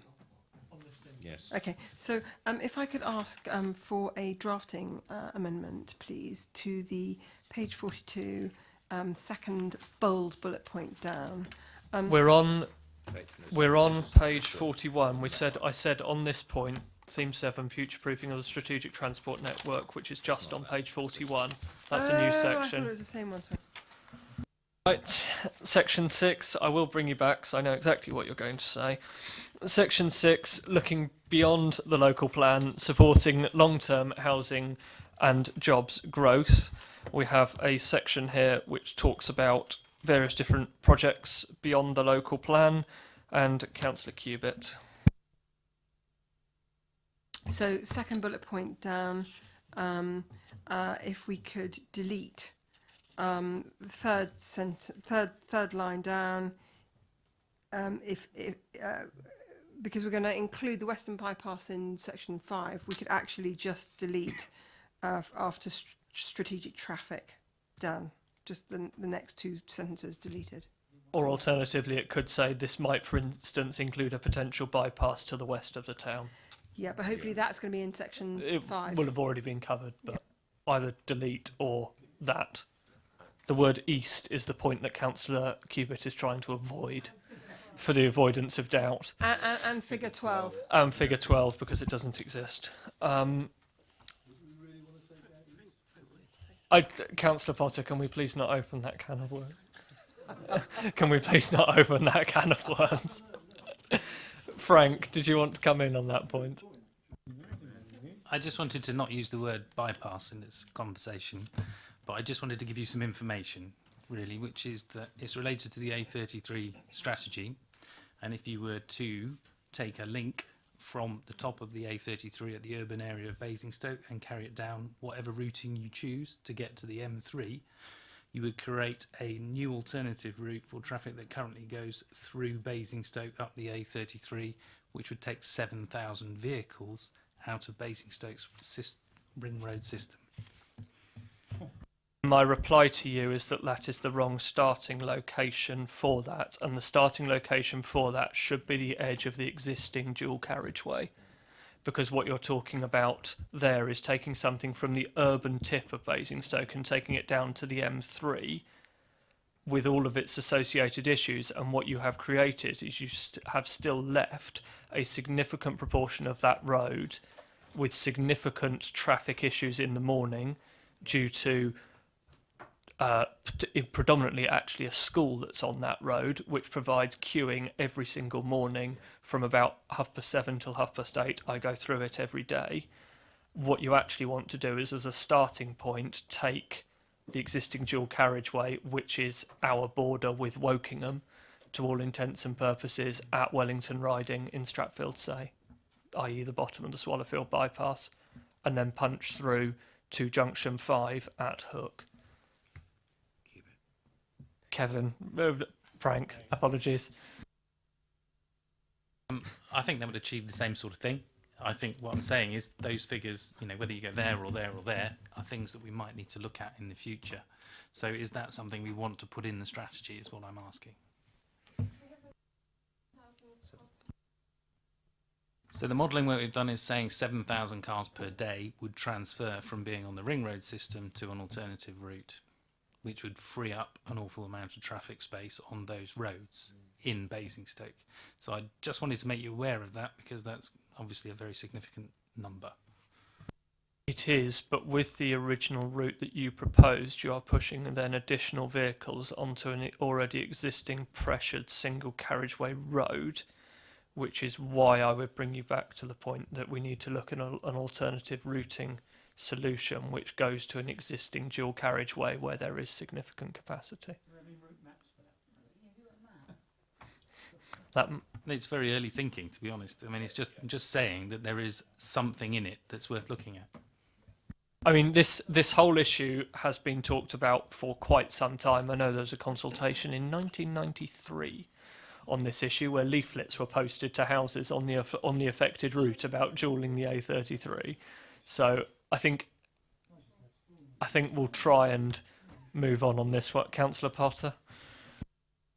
Chair, forgive me, and it isn't being mischievous, genuinely, really. If you look at this, where we're talking about looking beyond the local plan, supporting longer-term housing and jobs growth, and I know this probably is going to be academic to me, really, at my age, but we're talking about 2029 onwards, but to actually say within this, and this is no more than whatever way it's put, blue sky thinking nearly, in the way it's been mooted many a time, the potential bypass links to the west or the east of the tower, to rule out in that sort of philosophical statement, really, the east of the town is a nonsense. I mean, that isn't for 1 minute to spread panic amongst the good folks of Basing and the like, but I mean, it really is important, I think, in a document of this sort, that it actually is included, really, and I think we do a disservice to everybody to cut that out. I mean, it's, you know, it is a possibility. I don't put it higher than that. Other people will make the decisions in due course.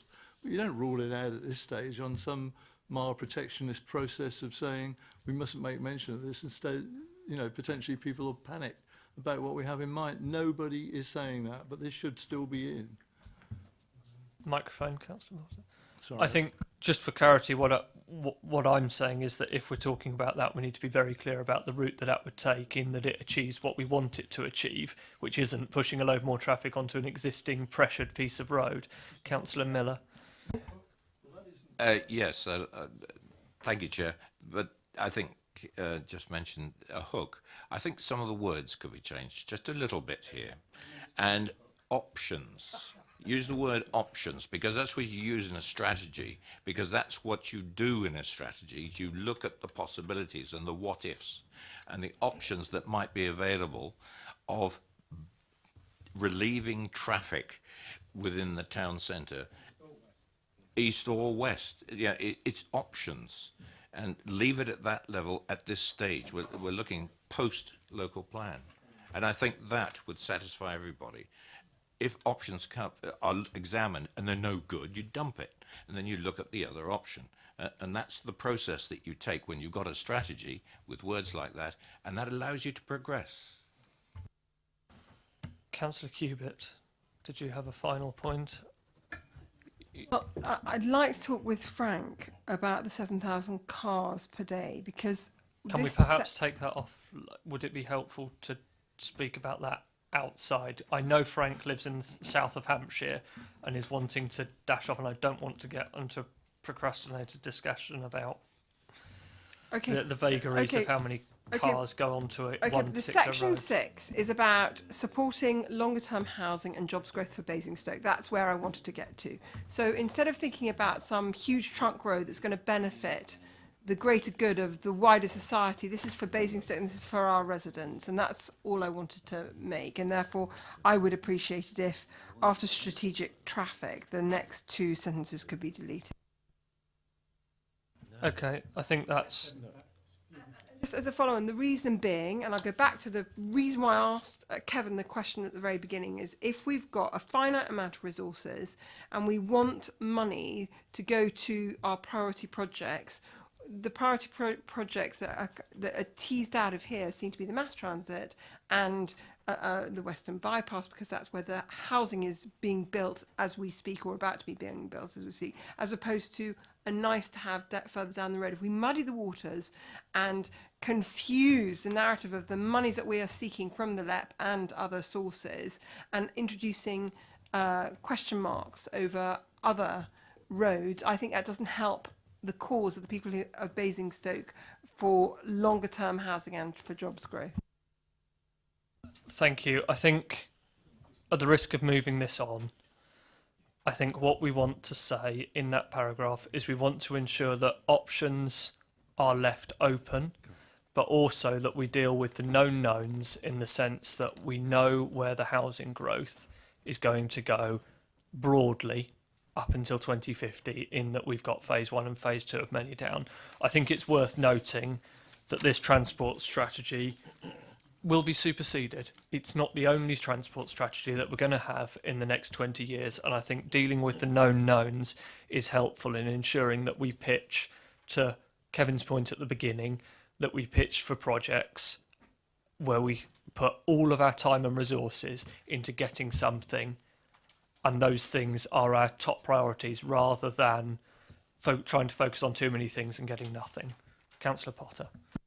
I mean, Chair, generally, just forgive me really, because I think might be talking at cross purposes. I mean, the process that we're going to go through vis-a-vis the LEP is going to be hard enough as it is in the foreseeable future, and we're talking well beyond that. I mean, Councillor makes the point about options. Well, to be honest, the way this is written by those who've written it, I mean, is qualified enough, it seems to me. It starts, this might, for instance, include, and this could potentially, I mean, that actually, by any other name, is an option, really, for consideration, well time into the future. I mean, I simply say I like the way that's written. You know, I mean, the figure 12 bit is an issue in itself, but I mean, certainly I like the way it's written. I have no issue with that, and I do not want to see that deleted. Okay, I think there are a range of views there which are taken on board. Frank, do you have to run? I do need to go now. Okay, perfect. Thank you very much for joining us. Thank you. Thanks, Frank. Page 43, what are the priority schemes and projects to be delivered? I think this is a very helpful document. I think tackling the key town centre issues is absolutely a key part of that. Transport infrastructure to support North Many Down. I think, given the discussions tonight, I think that should actually be Many Down in its broader sense. I don't think we're actually talking about just North Many Down. We are talking about North and South Many Down. We're talking about Many Down in its entirety. So I think rephrasing that to transport infrastructure to support Many Down, including the provision, potentially caveated, Western Bypass. Initial rollout of an early phase of modal rapid transit, yes. And integrated corridor improvements, yes. Are there any additional comments on that? I think that's then very clear, in that we're looking at the town centre, we're looking at Many Down on the Western Bypass, we're looking at a rapid transit system, and we're looking at the quick wins, I think, which are the corridor improvements. I think that concludes that item. Thank you very much, Councillor Miller. I did mention to Matthew before the meeting, could we remove the reference to kilometres in the document and make it miles, please? I think we will stick with the Church of England vernacular, which is miles. Thank you, Councillor Miller. Right, Joe and Andrew, you have been incredibly patient, and while we change over, we will have 5 minutes. But thank you, and we will rejoin shortly.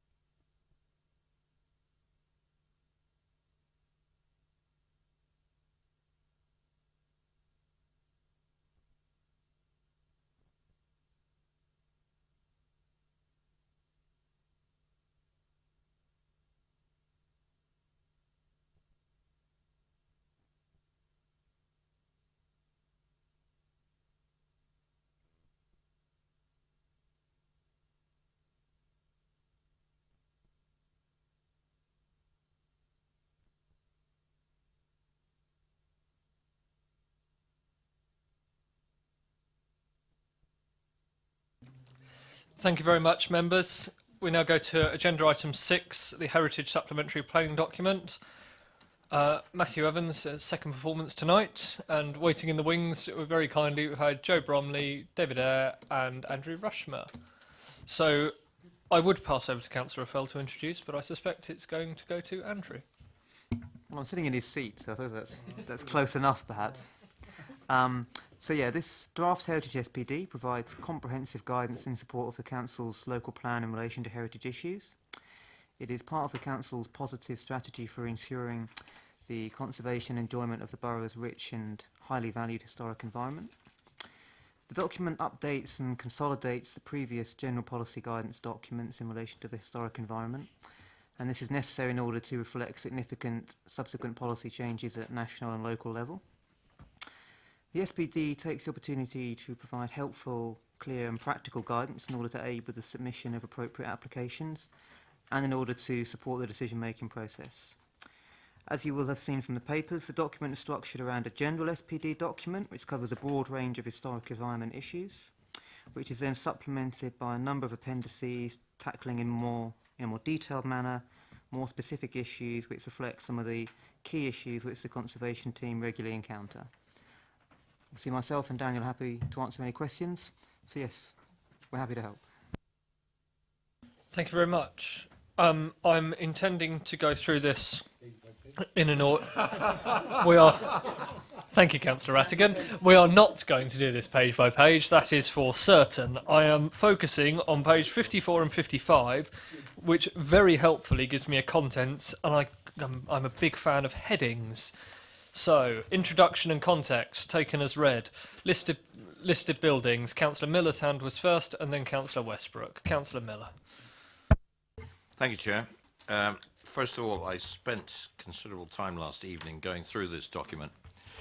One of my hats is actually mentioned in here, as I'm the heritage champion of this authority. And I've been working fairly closely with Daniel on one or two aspects over the past 18 months or so. And I have to say that this is one of the best officer documents that I've come across in my nearly 10 years as a councillor in this borough. It's very comprehensive. It's exactly what we need as councillors. Every councillor in this borough has somewhere in it a conservation area, a notable structure, be it listed, locally listed, whatever. We are rich in our heritage in Basingstoke and Dean. I want to thank the authors, and through you, please, Matthew, thank your officers on the work that's gone into this. Christina's not here tonight, but I understand she's probably one of the engines behind this document. So I'd like you to pass on my thanks to her. It's what I would term the Heritage Bible for the borough, because it's associated with those of us that are on DC. It's associated should be associated by every member who's of this council, because it gives you the right kind of guidance. If you get your residents coming to you who are within a conservation area, you've got a very good reference to relate their particular situation to the policies in this SPD. You can assist them, this assists you. I don't want to go on much more on this. I have no comments at all from my perspective on this particular document. I would welcome any comments that other members of the committee, obviously through you, Chair. But a big thank you, and it's a great start. This will last for a long time. Thank you very much. Thank you, Councillor Miller. I completely agree. I think it is an excellent document. I mean, I particularly like, in the page that's jumping out at me, is it right at the back where we're talking about shop fronts, page 184, 185, and where we've actually got indicative pictures of what's bad and what's good. I think that's really helpful, particularly when, when you're talking at DC, you're talking with members of the public, that's very clear to see. And when you're talking to applicants and you say, they say what's acceptable, this is wrong, this is right, this is what it should look like. I think that's really helpful for, particularly for those of us who've got large parts of our ward as conservation area. Councillor Westbrook. Yeah, I don't know if you wanted. I've got one particular point to make on the listed buildings, I think it was, but I've got about 3 or 4 on conservation. So can I run through those? Go for listed buildings first, and then we'll come back on conservation. Okay. So in relation to page 77, bullet 3.7.3, the second paragraph from the bottom. It says, where feasible, retaining a listed building in its original or historic use or returning it to such a use is often desirable to preserve its significance. What struck me there was, is that strong enough to maybe sort of in where we had an issue with planning recently with the pub, the Lamb Inn pub, where it had gone for such a long period of time of different things being done to it. Obviously, that's probably more enforcement, but is this strong enough to protect those buildings from going to something like that, where it's obviously been knocked down and being developed as housing? But there was a lot of, I know the Heritage Society came to committee and we talked a lot about that, but it was at a point where he couldn't do any more. So I wonder if this sort of statement is strong enough to make sure that that actually, you know, captures that, so we've got something to hang on to, you know. Who would like to comment on that? Daniel? Thank you, Councillor. So with reference to 3.7.3, sorry, the idea that the best function for a listed building is that function for which it was originally intended is a nationally accepted principle that's espoused by organisations like Historic England and many other national heritage organisations and amenity societies. Very clearly, that's the first presumption.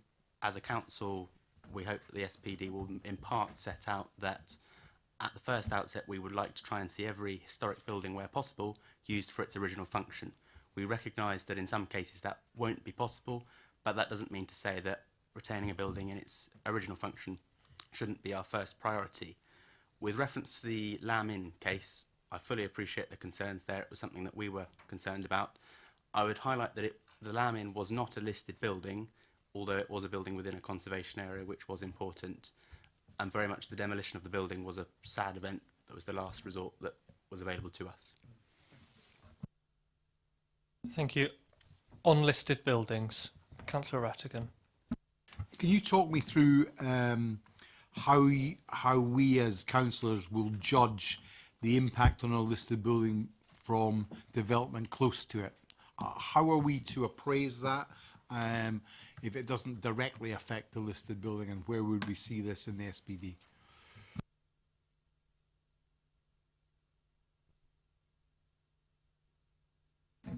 Sure. Do we want to? Yeah, sure. Councillor Rattigan. Additionally, we have a number of cases where housing, listed housing, or houses of preeminence in our borough or ward has a functionality of the 20th century, but needs a functionality of the 21st century.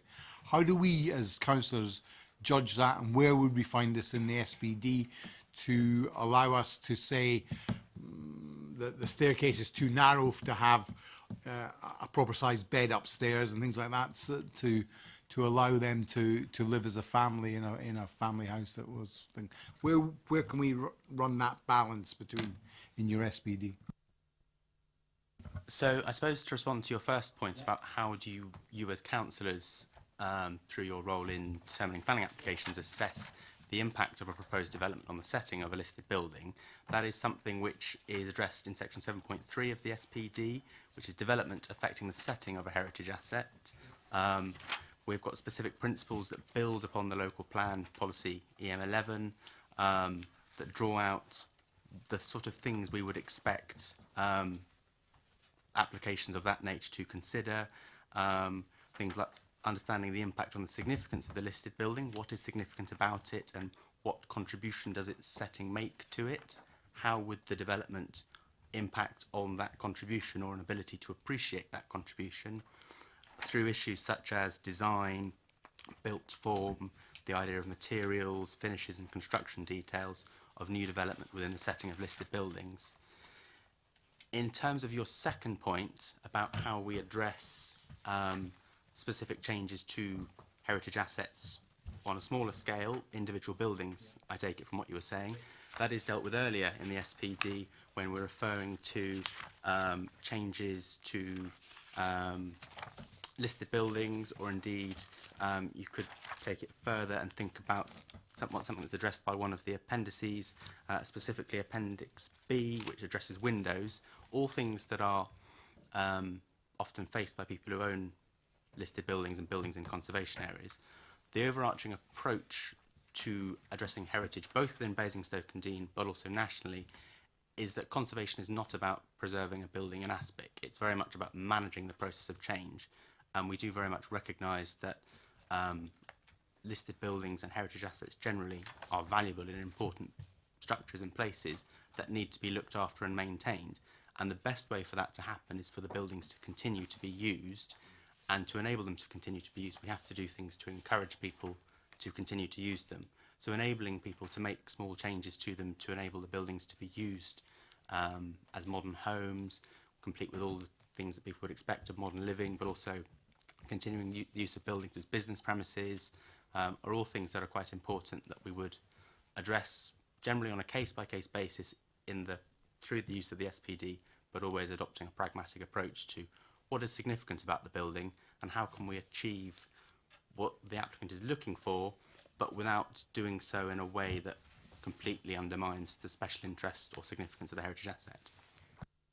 Can I ask, therefore, is not a danger that we just get a facade of what the building looks like on the outside and the inside is completely changed or altered or something? So there is a danger that we only see it looking like a cottage or whatever asset it is, and then behind it could be a monstrosity or whatever. I just wonder how we balance that in our deliberations or our thought process. Thank you. It's a very good question. In the first case, I would say that the interior of most buildings, most ordinary structures, is not protected by the planning system. That is different when it comes to listed buildings. The interior of a listed building is protected just as much as the exterior. So for most structures within conservation areas that are unlisted, the council has no jurisdiction to manage change inside the building, other than where it would relate to the building regulations and whether the building is safe or energy efficient in relation to new work to the building. We can have a degree of control over what changes will happen to the outside of a building where it's in a conservation area, also where it's a listed building, and indeed where it's a locally listed building, which is a non-designated heritage asset, which has been set out in the SPD. Listed buildings, as I've said, are highly protected, and there is a strong consent regime under listed building consent to manage how you approach changes to the inside of a listed building. The restrictions and requirements are quite strenuous, but everything is assessed on a case-by-case basis, hopefully using the principles set out in this supplementary planning document. I think that's really helpful. I mean, perhaps I should have declared an interest. I live in a Grade 2 listed building in a conservation area. And, you know, the importance of ensuring that the inside of these buildings is retained as well as the outside can never be understated. You're quite lucky in a lot of historic listed buildings in that the capacity to change the inside with fundamentals like walls, for example, is very difficult because the damn things tend to fall over if you start doing things like that, because they weren't built, you know, they're built in a certain way and they weren't built to be messed around with like that. So that is useful and some natural protection. But just reassurance that through planning we can ensure that people aren't flouting the rules and are keeping listed buildings in good conditions. And to your point, Daniel, around ensuring that we have a variety of uses, because what we never want to see is a situation where we have an incredibly valuable heritage asset which is going to rack and ruin because you can't do anything practical with it, and that's the inherent dilemma that we find ourselves in with these things. But I think the policies that we've got here give us the best balance. On listed buildings, Councillor James, did I see your hand? Mine was actually on the body of the report, but it was just in relation to Microphone, please, and go for broke. Sorry. It was in relation to 2.2. Who was consulted? Did you actually, as part of this work, because you talked about, you named some of the groups. Sorry, it was 2.4, sorry. Was the local Heritage Society also engaged as part of this piece of work? I think they were in the earlier stages, yeah. I'm not sure exactly what the outcome of that was, but obviously through the public consultation which will follow this committee, they will be engaged with through that process.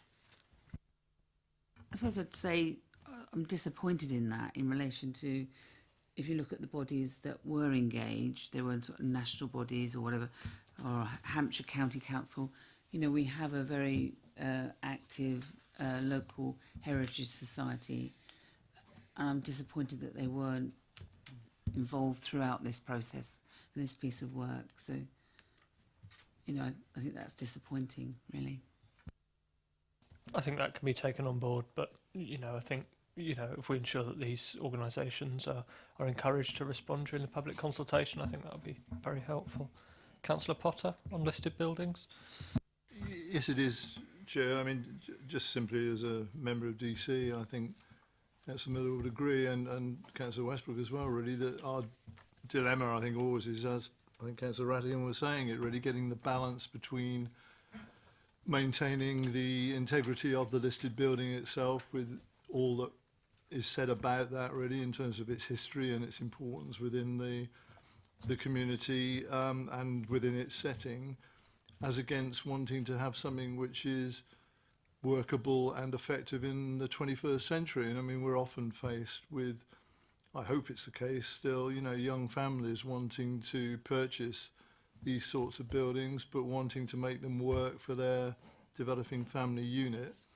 And getting that right is very difficult, really. But the one thing I don't want to see ever is these buildings, and they can't be just preserved as museums, really, because, you know, there may be one or two benefactors who can do that, but in the main, I think it's people who want to live in them properly, to make them work, to improve them, but fundamentally, on occasions, make them suitable for modern living rather than what they were originally designed for back in the 16th century or something, really. And that's our dichotomy always, really, and we can only do it, I think it's fair to say, as best we can as lay members of the DC committee. That's what we try and do, isn't it? To coin a phrase, perhaps you could be consistent in your inconsistency.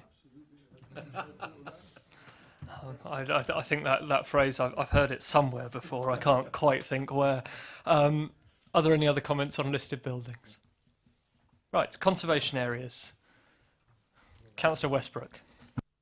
Actually, I've got a sort of about 4 or so questions that I'll just, if I go through those and maybe officers can come back. Page 79, 4.2.3. I'm happy to see the unsympathetic interventions such as changes to signage and traditional shop fronts. That's been an issue within my ward with a certain development. I think that's a good thing, but when you turn the page to the next part of it, it says, so you're going from an unsympathetic intervention such as, and then over the page it says and or the creation of parking areas. Now, I just wonder if that's going to tie our hands in some places, because off the top of my head I can think of one scheme that may well come forward in a conservation area, which is much needed. And I would hate to think that it wasn't going to happen because it was in a conservation area. So I wouldn't have classed it as an unsympathetic intervention, but I don't know whether that is going to tie our hands in some areas, especially within the town areas where we sometimes need parking. It's a minimum, and we need to try and sometimes we have to try and squeeze things in. So that was my point on that. Then I go to page 81, where 4.4 talks about permitted development rights, and it said that they are restricted in conservation areas. Similar to Councillor Rattigan's point earlier, I would say, what about adjacent to? Would that be considered too? Because I would think permitted development next to a conservation area could also be an issue. Page 84, we've got,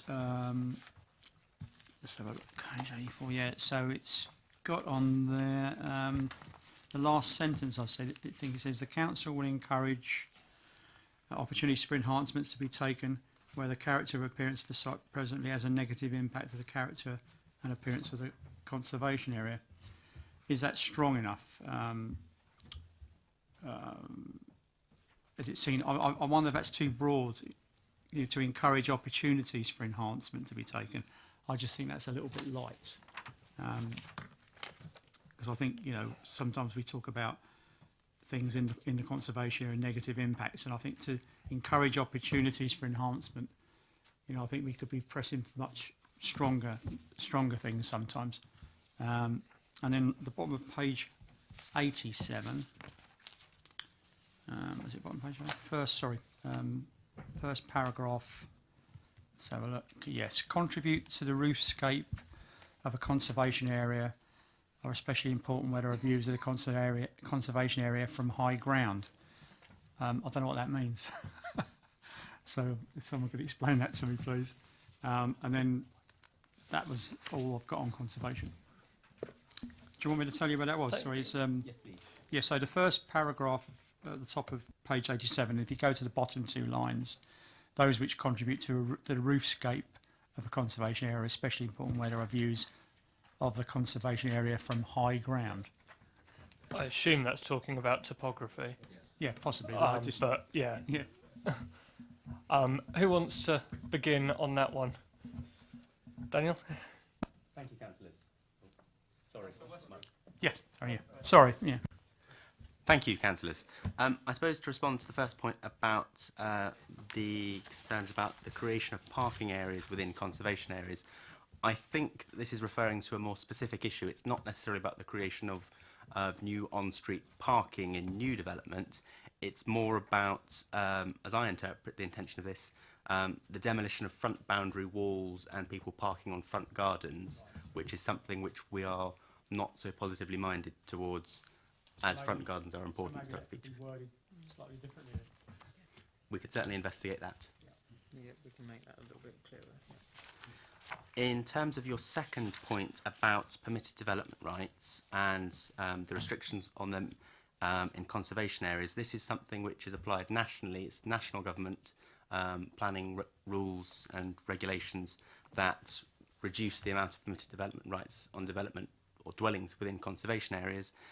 It would be very difficult for the Borough Council to remove or limit permitted development rights on areas surrounding conservation areas because it would necessitate the use of quite a lot of restrictive planning directions, which would be very time consuming and difficult to enforce, and would, I don't think, be a very practical idea, but it's certainly something I do understand where you're coming from, that changes to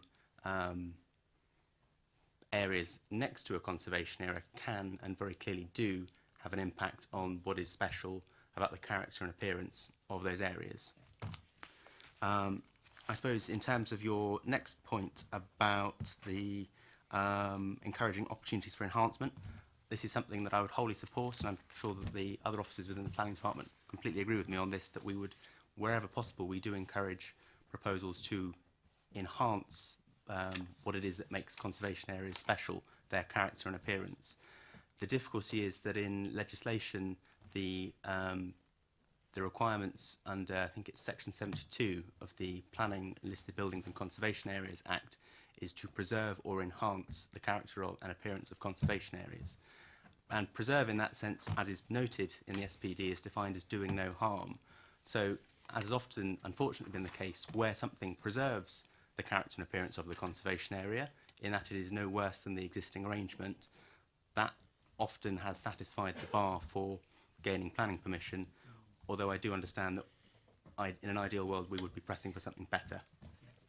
In terms of your final point about topography, I think that is referring to the fact that when you're changing the roof of a building within a conservation area, that can be quite important, as we often think of roofs as things which aren't generally perceived from the ground, but if you're looking down on a conservation area from a hilltop, you will certainly see the roofscapes of the buildings, but that is something that we could probably try and make clearer if that would help. Well, I think that's an interesting point, and that's a wider planning point, because certainly when you're looking at planning where you've got a conservation area where you've got listed buildings, you'll often see in a nearby development that's on higher ground or indeed on lower ground, you'll have views protected to and from certain key landmark historic buildings. I'm thinking of churches in particular, which are often larger structures which can be seen from hilltops, so would always want to protect views to and from those. Councillor Rattigan was next. Thanks. On that, well, a couple of points perhaps. The character and appearance of a conservation area changes over time. It's just a natural phenomenon. How do you, or how does this SPD look at a period of time, perhaps in the town or in Kingsclere? How do you view those photographs of the past and think actually that fits in or is an improvement? How do you do that work? It's an interesting point. I suppose more generally, we accept and that's history, the built environment, the historic environment, is the result of a process of change throughout time. And very much the case that conservation areas are the result of a process of change, of settlements.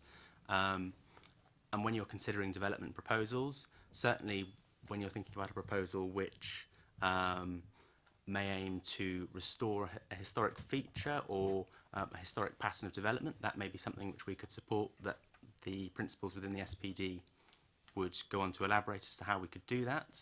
But equally saying that when something has changed in a conservation area, change can be good and change can be bad. Just because something has changed doesn't necessarily mean it's caused harm. Some change is harmful, other change is less so.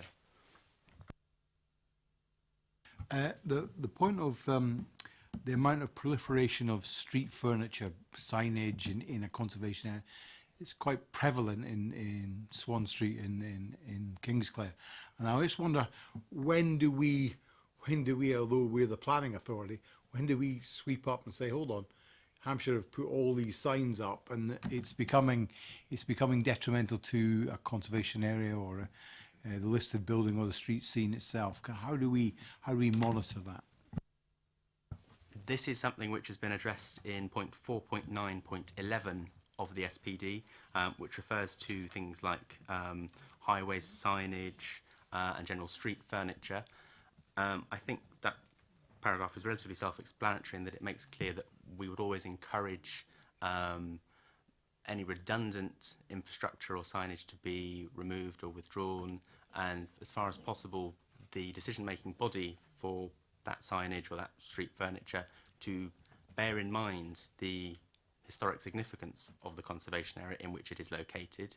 But I would also point out that generally that sort of work is either the responsibility of the local highways authority, if it's highways furniture and therefore outside of the bounds of the local planning authority, or may be the result of a work by utilities companies, which is dealt with in point 4.9.12. I think that point on street furniture's interesting, and I think we could potentially try and be more ambitious. I'm thinking in my head of the way that national parks don't have street furniture on don't have as much street furniture in the in the New Forest, for example. They don't have speed limit repeater signs. They're painted on the road because then they're not stuck up. So I don't know if there's anything that we can do with that. I'll leave that as a thought. I'll leave that as a thought. Go on. There is one way in which we can address this. When you're thinking about conservation areas, every conservation area within our borough has a conservation area appraisal, which is something a document that defines what it is that is special about the character and appearance of the area. Increasingly, when we reappraise conservation areas, which is something that's an ongoing programme, we're producing management plans. You'll be aware there's one for Kingsclere. The conservation area management plans can be a good way of stating our approach to new things like new street furniture, and certainly could be a useful document in approaching discussions with the local highways authority and how they deal with things like that. I think that would be helpful, and certainly quite a few of our, I'm thinking off the top of my head now, but quite a few of our conservation area appraisals are quite dated. I think they're sort of 20, 25 years in some cases, so...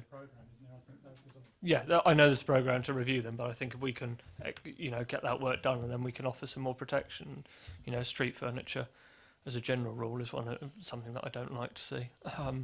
Councillor Miller. Thank you, Chair. If I could quickly drop back and ask a question of the officers. We were talking about this encouragement for the opportunities. It's the subpart D of CA01 on page 84. And you were mentioning that possibly what is going to be done would allow the planning application to go through. We do have a mechanism in planning that, and we've asked it on several occasions, for placing an informative within the planning approval, or even, if it's to the right level, a condition. So would you agree that that is one way of putting that encouragement in writing to the applicant? I'm just suggesting that possibly you could, is it worth inserting it under subpara D there? So yes, informatives can be good ways of suggesting to people who receive planning permission that there may be other ways of doing things. You'll appreciate that an informative doesn't place any requirement on an applicant to do anything. And certainly in terms of conditions, most applications, if not all applications for development within conservation areas, will be subject to conditions that will control things like windows, doors, joinery, but also the materials and finishes. And through those mechanisms, we do try to ensure that the new development within conservation areas is of as high a standard as it possibly can be. That could be something worth exploring. Thank you. Are there any more on conservation areas? Councillor Rattigan? Obviously, people move into these houses and they don't always know the requirements and restraints and restrictions on them. Is there a better way of informing them through estate agents or whatever? Is there a mechanism that we could use so as we don't have people putting in the wrong windows and obviously going to enforcement and everything else? Is there something we think we could do to improve that? So the Borough Council, we currently don't automatically notify new homeowners when they purchase a property that it's in a conservation area. That is something which would hopefully be picked up during the completion and the purchase of the property, particularly as it's registered, whether a building is in a conservation area or not, as a local land charge. So that should be something we would hope that a buyer's solicitor would make them aware of. In general terms, people are always very welcome to approach the council for pre-application advice if they realise they're in a conservation area and want to know what the implications of that are for them. In the first instance, they by all means can look at this document, but if they've got any specific questions, they're always very welcome to submit a written inquiry to us for free.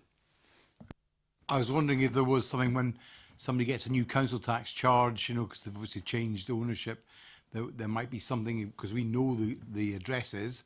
Is there something that we could send with that, just to say, remember, you are in a conservation area, and maybe something, if you are thinking of planning, you ought to come to us first. Do you think that might be a benefit? It's possibly something we could explore. It would probably entail some more collaborative working with colleagues who work in the council tax department. It may be something that's a little bit beyond the scope of this document. It's definitely beyond the scope of this document, but if we could look at that, I think that would be helpful, because then we're making sure we're doing all we can to protect buildings for the future. We'll move on to other designated heritage assets. On this one, just very quickly, page 90, which is page 33 of your report, Principal RPG 01. I know Councillor Cubitt very much likes her green boxes with things in, and if we can tighten up the wording, this is the box that's jumped out at me, but it might be the case in other boxes as well. Just development requiring planning permission within an historic landscape on the Register of Parks and Gardens should conserve or better reveal its significance. I think we need to be very clear. Instead of should, it should be will. I'm thinking in particular of my own ward here. I'm thinking of the Vine property. I don't think any councillor would want to see anything which didn't conserve or better reveal the Vine's significance. It's a key part of our borough. Likewise, I'm thinking Highclere Castle, even Mountbatten House. you know, these heritage assets that we have, we need to make sure that the wording is as tight as possible on that for nearby development, and that it will retain and conserve, and that it you know, proposals should not unacceptably reduce the legitimacy of the historic plan form. It will not. I think if we can just look at tinkering some wording there to strengthen that, that would be helpful. Councillor James. If you, I mean, I don't know, because all the boxes say should, don't they? So I've just gone through those while you're talking there. So I don't know if it's if we're going to look at consistency. I don't know, because in relation to that, I'll just bring your attention to that. But in relation to the locally listed buildings, I know that you, within the document that you give in Appendix D, you talk about the criteria. Who determines that a site, a building comes off? How does, because it talks there about buildings coming on and off of the list. How does a building come off of a list? Thank you, Councillor.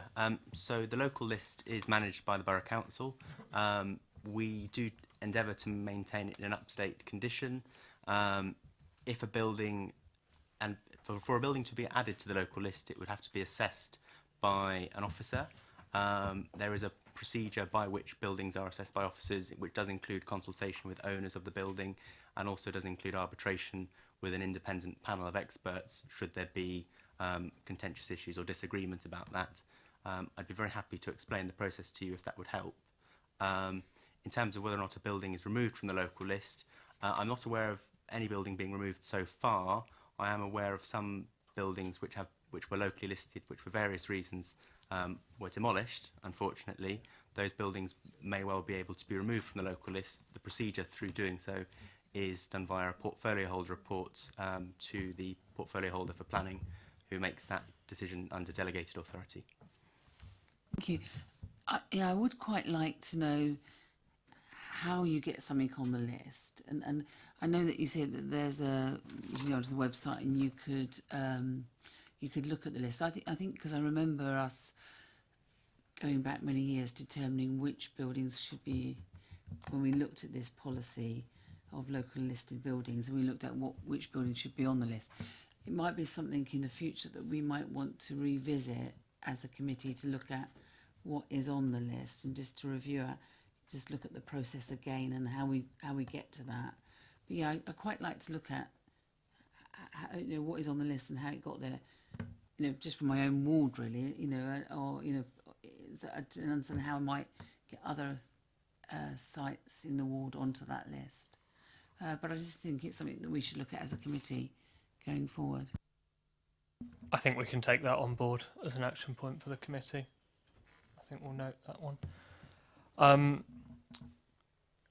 Next point, non-designated heritage assets. Are there any comments? Section 7, development within the setting of heritage assets. Section 8, heritage at risk. Section 9, archaeology. Councillor Westbrook. Sorry, can I just go back to page 98 again? And it's, I think I probably missed the explanation, but where it talks about development within the setting of a conservation area, in respect to proposed development within the setting of a conservation area. So I'm guessing the setting as it's as simple as that. It's in the setting. I mean, it's nothing more complicated than that. Is that right? Daniel? So the setting of a heritage asset is variable. It can change. It's not easy to define. It very much varies on a case-by-case basis. So the setting of a conservation area such as Brookvale West will be very different in terms of both the nature of its setting, what it's surrounded by, but also its extent, to the setting of another conservation area such as Old Basing, for example. This principle, it's a tricky line. Where do you define where setting begins and ends? It's very much a decision that has to be made on a case-by-case basis, but this principle ensures that wherever you draw the line, principle SHA06, so that people can follow, that the heritage and the significance of that heritage asset is still an important consideration in how you assess that proposal. Thank you.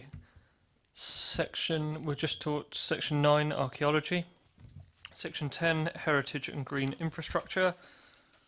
Section 11, biodiversity and historic buildings. Section 12, energy efficiency in historic buildings. Section 13, making an application for planning permission for works affecting a heritage asset or for listed building consent.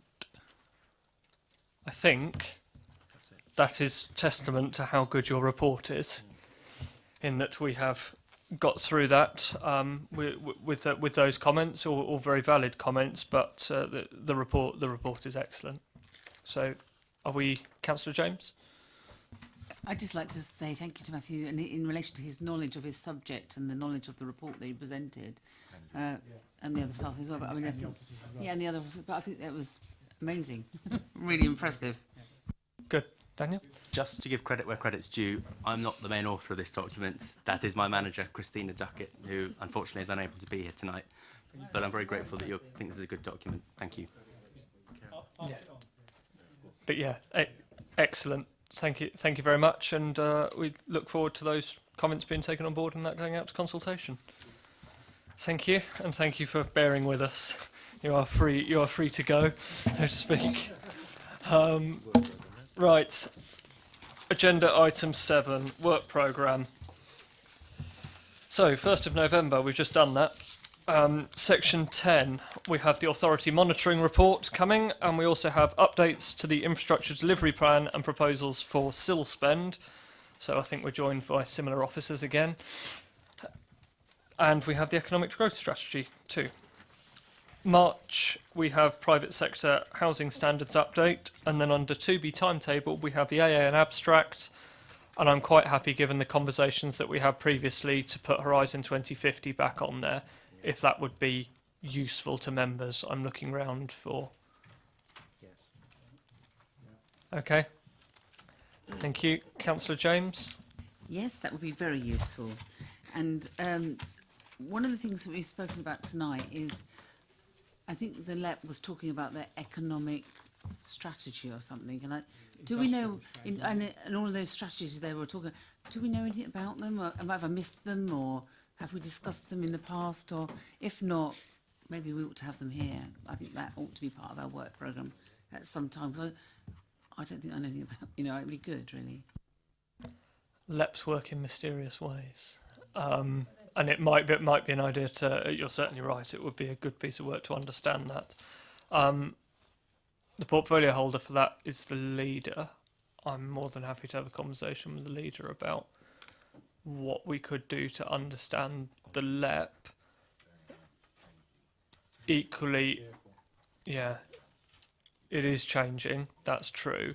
I don't know what might be worth doing on this, and if we could scope this out, that would be incredibly useful, so we know exactly what we're looking at and what we're seeking to understand, because some things might be changing because the LEP's changing and LEP's funding's changing and the review of LEPs is ongoing. So perhaps, would it be possible for you to sort of put some more thoughts down on that, and then we can look at that? I'm more than happy to talk to the leader as the portfolio holder, and we can look to undertake that as a committee. I know that I think scrutiny are scrutinising the accountability of LEPs, but this was more about the strategies that he mentioned tonight. I don't know if they're going to change when LEPs change, but he made real reference to them if they're quite significant. And, in relation to any of our future policies, if they are thinking they're significant, maybe we ought to understand what they are and what they're saying, really. Okay, I'll feed that back to the leader and see where we get to. Councillor James. And it was only in relation to another item on the work programme, which was the task and finish group in relation to... sorry? No, it was the management companies. I'm concerned that there's lots of issues in relation to the minutes. If you look at the minutes of the meeting on the 5th of July, there's lots of issues that are outstanding that this committee picked up, and we said that we wanted the work to be done. I just think it's really important. If you look at those minutes, I don't need to go through them, they're there in relation to that report and what the things that we had raised when we had that presentation from Councillor Westbrook. I think it's really important that that piece of work is done so that we can then meet to move on. And I don't know where we are, Colin, on that and whether that work has been done. I confess I'm not sure, but I'm more than happy to talk to the lead member, Councillor Mrs Westbrook, but perhaps Matthew can assist. Just briefly, Chairman, that there is work going on in the background. There was quite a list of stuff which came out of those minutes, and we're working on that at the moment, going through it, and we'll be going back to Councillor Westbrook in the relatively near future, I think. So it hasn't been forgotten. It's just taken quite a lot of time to get through it all. Okay, thank you. Councillor Cubitt. I think Councillor James's point reference the LEP is extremely well made, and I think it's extremely important that documents that they're using to validate requests they're making of central government that impact on our residents in Basingstoke should be received by us in economic planning and housing, as the impact is far-reaching, and it would be the only place in space where democratic overview for our residents could take place. I think that point is made. Councillor Potter. Sorry, Chair, only very briefly. I mean, it's been referred to, but scrutiny was intending to look at the democratic accountability representation of the LEP. I mean, in some ways that's going to be overtaken by events, I think, in terms of what's being suggested for LEPs, but we'll see how we get on with that. I mean, we don't, but it is more down that brief than anything else as far as scrutiny is concerned, which is not quite what you're obviously looking at here tonight, but there could be a link, it goes without saying really, in terms of how these decisions are taken, what local input there is, what the response to that is, what the democratic accountability is of people who are making those decisions is back to their own local authorities, and our own is an example of that. Obviously it goes without saying, doesn't it?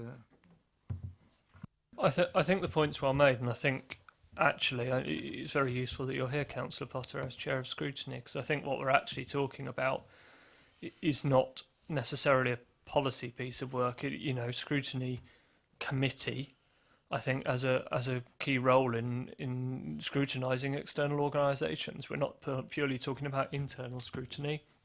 I don't know, at Scrutiny Committee before, we've had Hampshire County Councillors Education Authority, we've had the NHS people come in previously.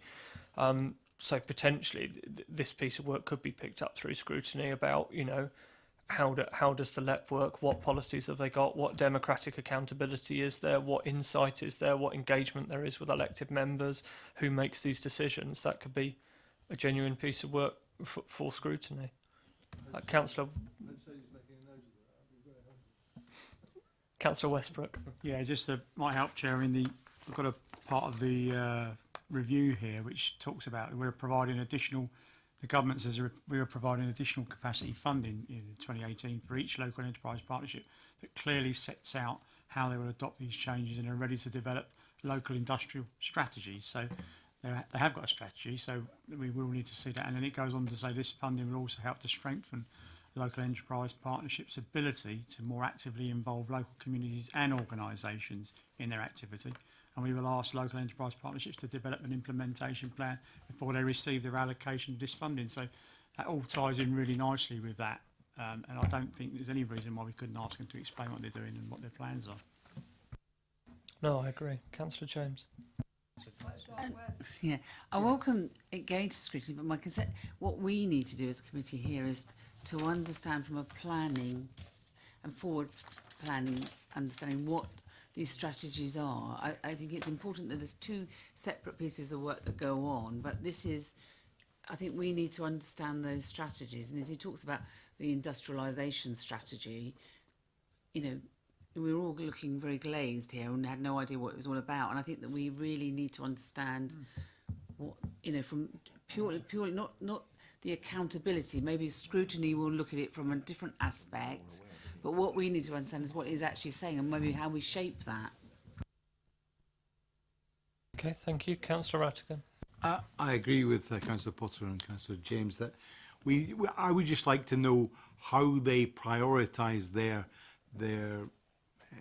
funding thoughts, where they see their focus, how they get to those decisions. I think that is, you know, even if they just give us a 15-minute presentation on how they come to their decisions on what they want to move forward, why they prioritise it in that way, what is it that they see their role as a join up with the councils that they are representing. I think that would be quite a useful piece, and that doesn't take away from the scrutiny piece of it.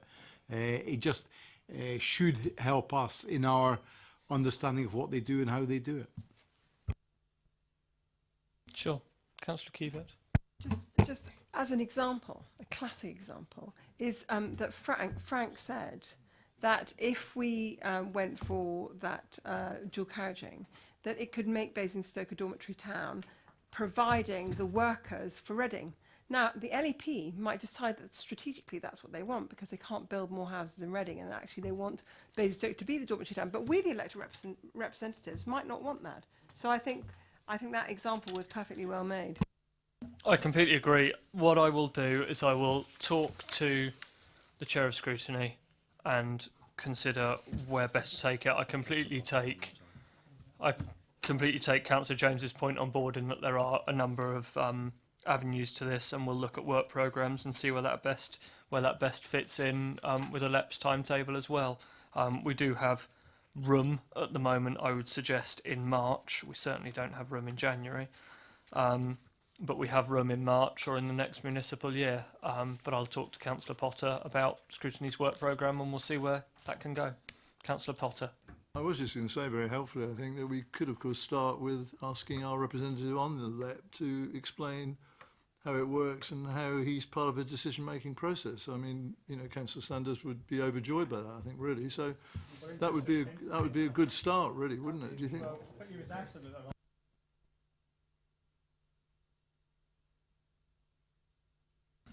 I'm sure Councillor Sanders will appreciate my asking of him. Thank you very. Yes, indeed. Thank you very much, members. Good night, all.